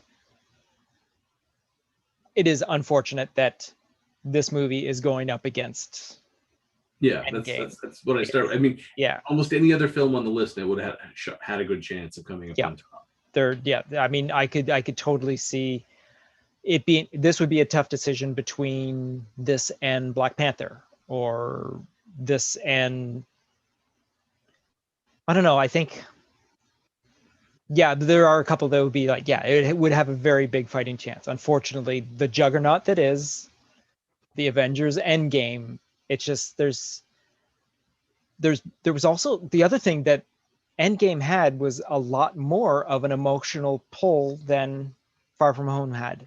Far From Home was able to start off with that emotional pull, the whole entire world dealing with the loss of Tony Stark, how it is impactful, the fact that everyone is now back and living in a now overpopulated planet where 5 years prior it had been half the population, the government having to deal with it, which again then leads into you're supposed to have been first Disney series of Falcon and the Winter Soldier, where they're dealing with the fact that, oh my God, what do we do with all these now displaced population, which is half the world coming back. So the emotional start, but unfortunately that emotional pull at the beginning of Spider-Man doesn't go through the rest of the movie. By the end of it, it's all like, okay, we're used to this now, sort of thing. There's no loss or anything like that. Yeah, everything's back to normal. Yeah, it's all hunky-dory. Whereas Falcon and the Winter Soldier takes 8 episodes and it still seems like this is still a problem that's going on. It's still the world starting to deal with it. So Spider-Man goes off in his own world. But then again, Spider-Man is Sony, so they can't really deal with what Marvel is dealing with in, again, Falcon and the Winter Soldier. Endgame is just, from the get-go, it is a non-stop movie. It has that really sad, morose start. It starts off with 5 years later. I'm like, It who doesn't does that? actually. It starts it with starts- Thanos getting killed. It And that's starts off one Thanos thing getting that killed. got me in the theater. Is like Yeah. you go to see this 3-hour movie, and the Yeah. villain dies in the first 5 minutes. Like, Minutes, what yeah. in the hell are we going to do for 3 hours? Yeah. But then it goes to 5 years later. I'm like, what are you talking about 5 years Yeah. later? Like, what are we doing here? What did we miss? Show Yeah. me what happened in that 5 years. Exactly. And then they kind of do it away when they have like, Natasha's sitting there and she's getting the reports, and so they're actively picking up pieces, but they're scattered all across the known universe doing it. Yeah, and again, you've got the Russo brothers working on the series. You've got like it, and they've been with this storyline for several movies, and so it shows that they know how to portray this, the emotional feel, the thrill of the sequences that are thrilling, the deep-seated like emotional core of all the characters, which is another phenomenal thing to do. Each character is given such an emotional storyline, like that is not just two-dimensional. There are no two-dimensional characters in this movie, Especially Thor. He's very three-dimensional. Yeah. Oh, for sure. Thor, He yeah, gave very cosplayers two-dimensional. A great option. Yeah. And again, something we didn't expect to see. It's comical at the get-go, but then it becomes, oh my God, Thor is a wreck, and we know why he's a wreck, and he has to come to terms with that and all that. And it's just, it again, as a movie, Endgame has got everything in it. It's got there's not a sequence in the 3.5 hour movie that I could see them cutting out. There's no reason for any scenes to be. Now there are deleted scenes from this movie. If you go onto Disney Plus, there's a bunch there. If you have the Blu-rays, there's a couple of extra deleted scenes and all that. Some of them are like alternate scenes, but the stuff. The only scene I would cut would be the female heroes all going together to get the Infinity Gauntlet. Oh, that wouldn't the seem whole forced entire. To me. It was like I wouldn't mind if it happened, but it just seemed a little too forced. It's like if that would be my only cut. I'll the rest agree. of the movie, I'd say it was perfect. If Captain Marvel hadn't been standing in the center of that wedge, because she could have blasted her way to the device without anyone helping her. So if it had been all the rest of the females, fighting their way through to the gauntlet, so that they get to Peter and now he can hand it off, and then they'd hand it off to her, and then she blasts. That would, but the fact that it's like the giant running back gets handed the football that they can palm in one hand, and a bunch of little players about knee high go, "We'll clear the path for you. I don't need your help." I don't. That's what it felt like. I was just like, what are they gonna do? What are they gonna do that she can't do with one hand herself? Because we just saw her took down Thanos' ship. Yeah. I don't think she needs that. And she could just fly over most of it. So. Okay. I understand. I see what you're saying with that. Yeah. I mean, it did seem like a little bit of too posed of an actual shot sort of thing. I understand why they did it. Yeah. But.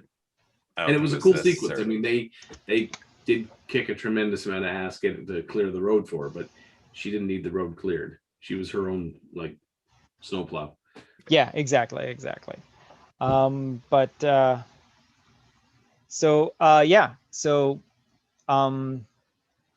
think we're all in agreement that we know who has to move on to this next round, right? Yes, we're all in agreement. Yes. And I keep thinking, it's like trying to think of the positives and negatives for each movie. And again, Spider-Man Far From Home, the fact that it had to follow up Endgame.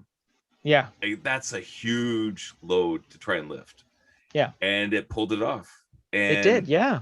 The Mysterio was amazing. It's probably my favorite Spider-Man villain that's ever been on screen. But you can't hold that up against Endgame to bring that whole first 3 phases to an end. To take something like Infinity War and actually land it, to go to a theater after seeing everybody get snapped and then be satisfied by the end of it. Yeah, my vote has to go. That's that was one of the determining aspects for me between the two of them, was that sheer satisfaction of how things resolved. I mean, but like Far From Home had some great like action scenes, but there's nothing in there that kind of landed with that like you want to jump up and cheer. Like Endgame just had so many moments of that, like Captain America like wielding Mjolnir for the like in battle for the first time, and seeing him standing off against Thanos and his entire army, and then on your left happen. I mean, if everyone in that theater had gotten up on their feet and were like just like jumping up and down, it would not have surprised me. I mean, those moments for that movie are what completely like solidified this as one of my favorite Marvel movies, period. No, definitely, for sure, Gavin. It definitely is. Yeah. Yeah, so we're just moving on to the next round with Avengers End Game. So, and like Michael stated earlier, that our next set of movies in round 10 are going to be Avengers Age of Ultron going up against Black Panther. So that's going to be quite the interesting little matchup, because those ones I think are a little more evenly matched. Evenly matched. Yeah, exactly. All right. So we're just going to go through a couple of our posts. We got a post in one of our Facebook groups, and our friend Adam Blendick made a quote out here asking, is Loki more of a quantum leap, a time tunnel, or Doctor Who? Now, of course, we know that Trevor himself has replied to that, telling it that the answer to that is yes, with a dash of Family Ties, Growing Pains, and Full House as well. So what do you guys think? I mean, quantum leap, time tunnel, or Doctor Who? Do you guys know time tunnel? I don't know time tunnel. Oh, that's like from the 60s, isn't it? It is. Okay. Yes, I'm gonna say that because I don't know the actual, but yes, it is an older television series and all that. As I see, Trevor might be doing some Google foo on us, sort of thing. But what do you guys think of that sort of thing? Like, what do you hearken it more towards? I was picking up massive Doctor Who vibes. Well, especially in this most previous episode, yes. But 1966. 66. There you go. Yeah. Yes. All right. So yeah, I would have to say at this point here, with these 3 episodes that we've actually seen so far, is yeah, I am definitely getting big Doctor Who vibes and all that. We're not going to have the ending results, I think, that a Doctor Who would have, or at least a modern Doctor Who.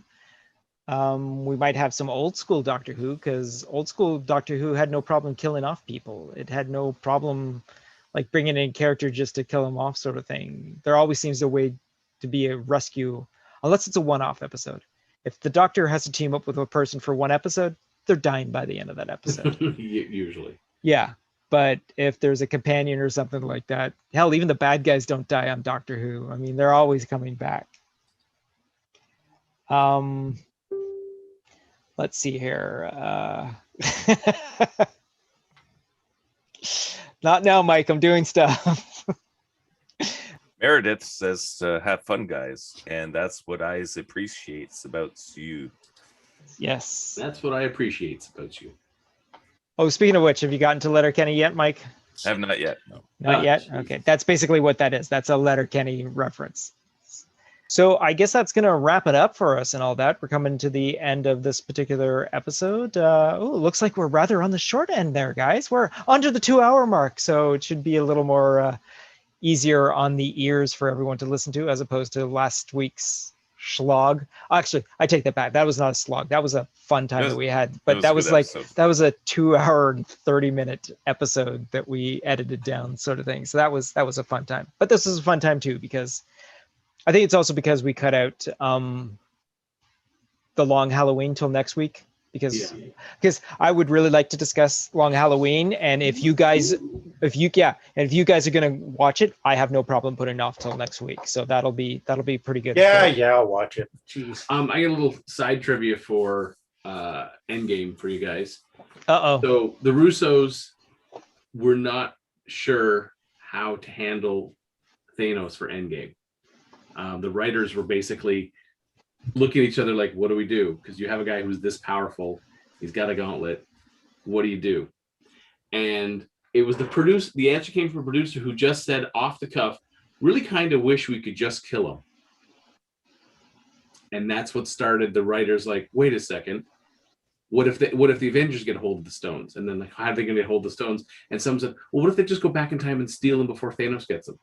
Next thing time you know, heist. They're doing the time heist. It was all because one producer just said, I really wish we could, wish we could kill Thanos. And that was enough to spark.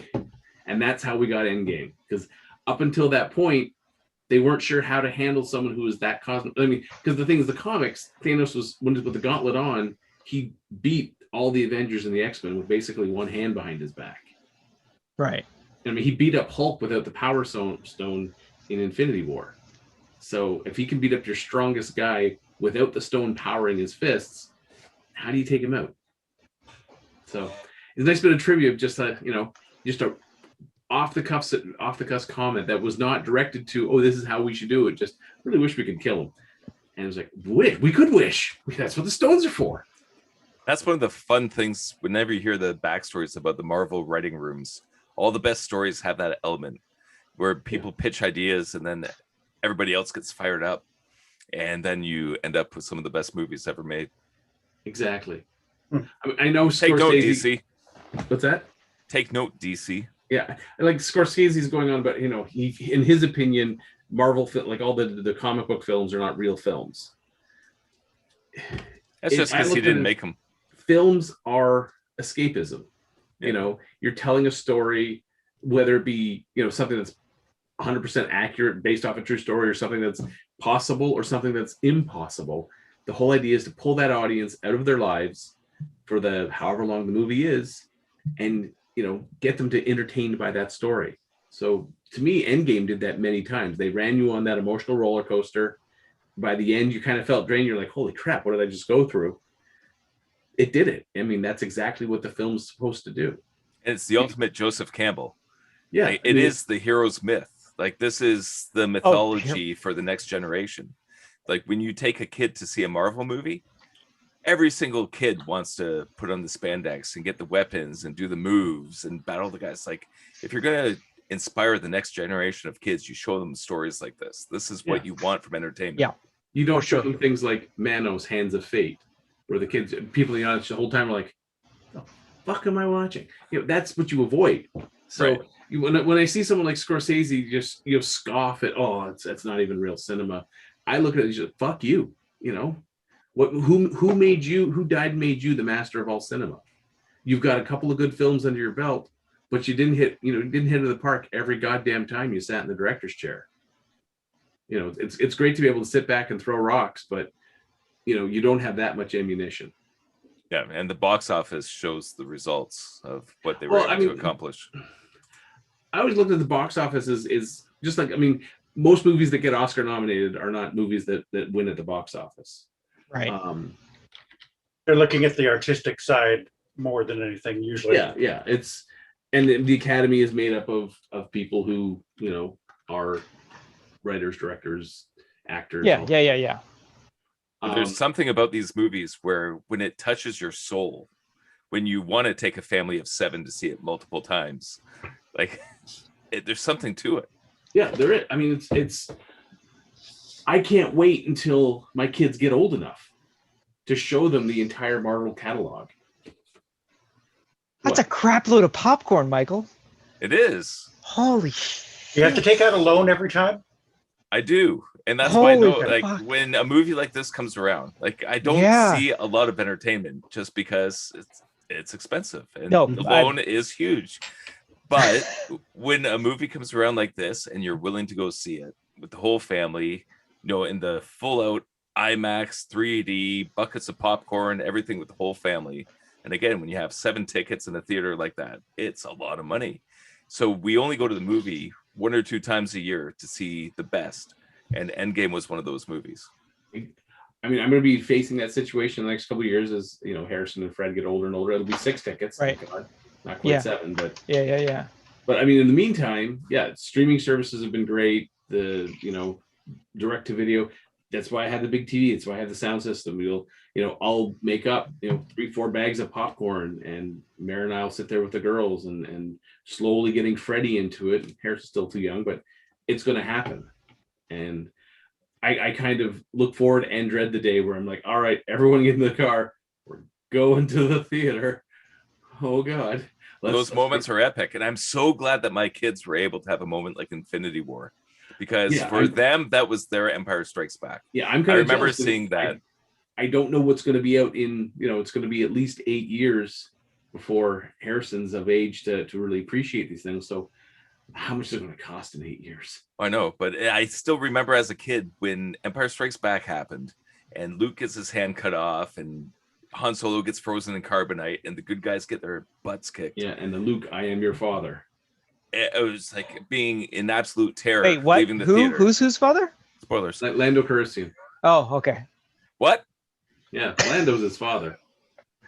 But the fact that my kids got to experience that with Infinity War, with the whole snap, and I remember the theater being absolutely in shock, and the terror on all of my kids' faces when that happened was amazing. So they got to experience that same kind of moment, and that goes back to Endgame because they were able to land it. Right? You go back to the theater a year later, it's like, this better have a good ending because everybody's been terrorized, and they do. They land it.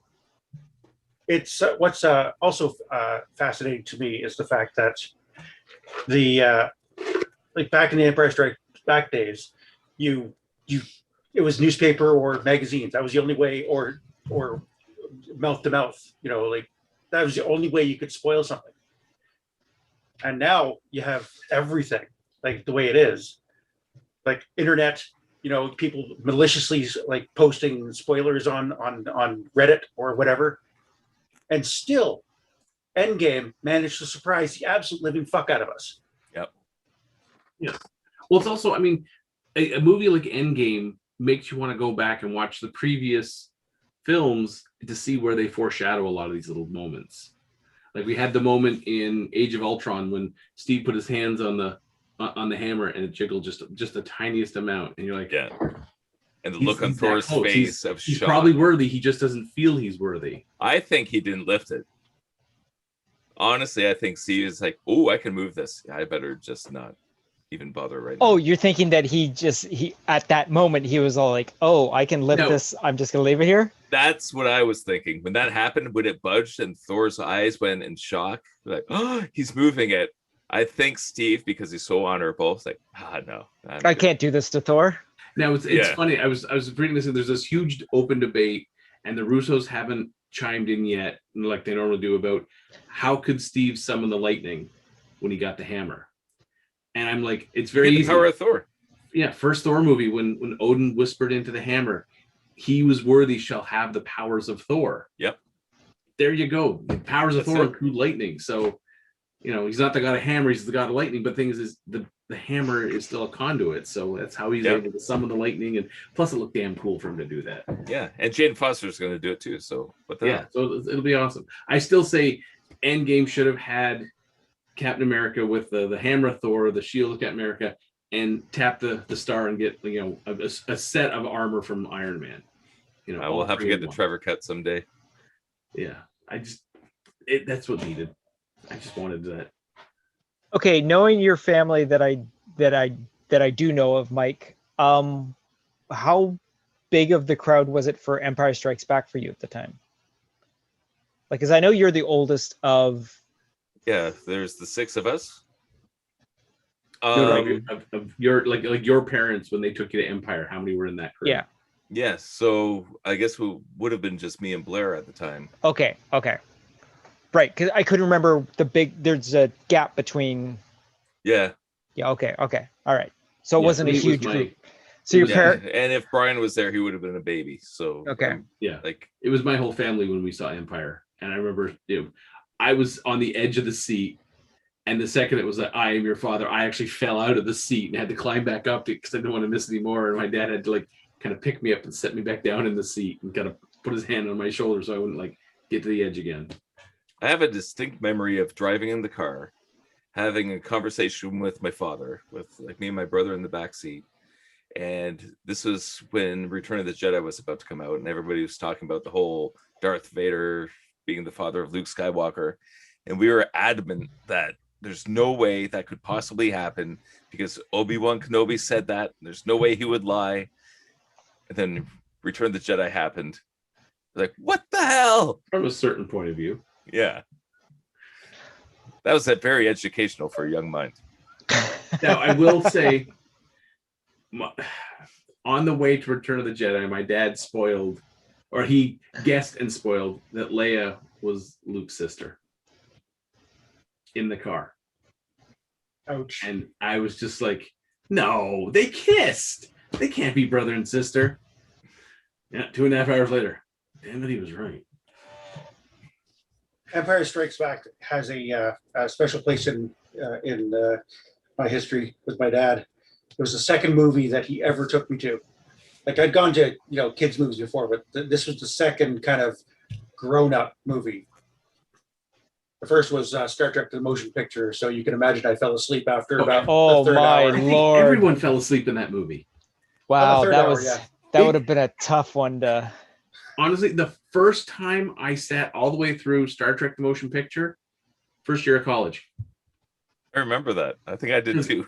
The thing is, I had it. I mean, my parents had it on Laserdisc. I tried multiple times to watch that film.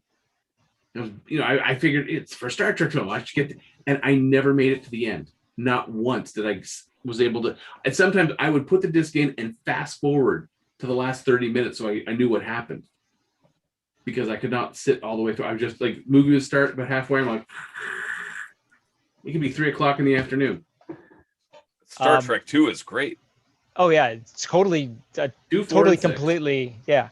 But my first motion picture experience, I saw it on HBO when I was visiting California with a family back in 1980. So watching it on HBO was okay. I mean, it was nothing. But the funny part about it is we were on our flight to go to California from Toronto. We had to do a layover stop in Pittsburgh for 13 hours. Just happened to be that way. We had a 13-hour layover in Pittsburgh. So it was my parents and my younger brothers, just the four of us and all that. So we decided to go to just go shopping, just go to a local mall and all that. And one of the malls had a movie theater. So we decided, hey, let's go see a movie. Now, the two movies we're showing, one my parents refused to go see, and that was Empire Strikes Back. This was obviously summer of 1980, Empire Strikes Back, and we'd already seen it in the theater at least 5 times at this point. So the other movie they decided to go see, because it was PG, was Tarzan the Ape Man, starring Bo Derek. So it was an interesting movie to see in the theaters for the first time. No, oh yeah, and especially at the age that I am. There you go. Yeah. But we were in Florida because we had done this huge trek to Disney World for Christmas, New Year's, and that's where we first, because motion picture came out mid to start of December of that year, 79, and there was a movie playing it, and everyone likes this. The entire family fell asleep in the viewing. We all, there was like my whole family and my aunt, and movie started. We had popcorn and whatnot, and I just remember the credits, and like one of the ushers taps my dad on the shoulder. We're all asleep in the row. Like, must have been a good film. No one stayed awake for it. Yeah, no, the pacing in that movie is just so. I mean, it's not a bad movie if it can be edited down to a reasonable amount. It's It's not that bad of a movie. Yeah. It's a copy of an episode. It's a rehash of an episode that they've already done. So, there you go. That's all you had to do. They turned a 45-minute storyline into a 2 hour and 20-minute. Yeah, you can't stretch it out and not throw anything in there to make it interesting for that long. And the special effects shots just to show off special effects is not the way to do that movie at that time. Starship porn. But it wasn't even Yeah. It wasn't even interesting to watch after the first 5 minutes of this 17-minute sequence, I believe it is. It's like, okay, get on with it. Can I fast forward to this movie? And You're like, fast forward doesn't exist, but can we make it exist? Yeah, exactly. Movie? Yeah. But again, my first viewing of the movie was, like I said, on TV. So, I mean, it was also probably formatted for full screen. So I didn't even get the full feature. And I don't think I saw the whole entire movie until I actually bought it on DVD decades later. Yeah, I first time I ever got through it all the way awake was first year of college. That's same here. I forced myself. Now, it's funny you say watching a film that maybe you shouldn't have been watching at a young age. So Empire comes out in May of 1980. Mm-hmm. We saw it in the theater first, and then we went to a drive-in at start of summer. Empire Strikes Back is the second movie of the double bill. So we're sitting there in the car and like, this is boring. And it was the time where it was the box that kind of sat on the window and it had 3 channels because there was 3 screens and you could just turn to a different channel and look. And so my parents, they had us in one car, and we'd traveled with friends. So all the kids were in one car, all the adults were in another car. So they're watching as groups do, yes. Yeah, so they're watching whatever movie's playing for Empire. All the kids, we go to Channel 2 and we're watching Saturn 3 with Harvey Keitel and Farrah. That is not a movie that is not watching. No, it's not. Yeah, we watched the whole film, and then parents come over with popcorn, and we would switch it back like, oh yeah, we're watching this one. And we were finally caught when they said, well, what's going on in this film? And we're like,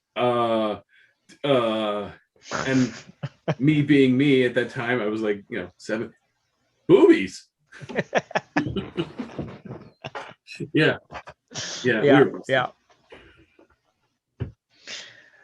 All right. So on that note, I think we're going to call it an end to this particular episode. Episode 12 comes to a close. And here's what we're going to do is we're just going to do it just plain and simple and just go 3, 2, 1. There you go. We're just waving. Everyone's just waving. We're just waving. We're not going to say collective goodbyes this time. We're just going to say good night. Good night, folks. Good night, folks. Good night, folks. See you next week. Folks, good night. You have just been listening to Geeking Off the Page with your hosts, Mike Kitchen, Gavin Burbage, Trevor Brown, and Troy Bowman. Please be sure to like, subscribe, and share. Also, if you could leave us a rating and comment, that would assist in allowing others to find this podcast more easily. You can follow the podcast on the following social platforms: Instagram and Twitter, search for @PlanetGeekPod, all one word. On Facebook, search for Planet Geek Productions. Or you can send us an email to planetgeekpod@gmail.com. Buy the guys a coffee by going to Ko-Fi, ko-fi.com/PlanetGeekPod. And know that any and all donations will go towards improving all current and future Planet Geek Productions programs. Thank you for listening.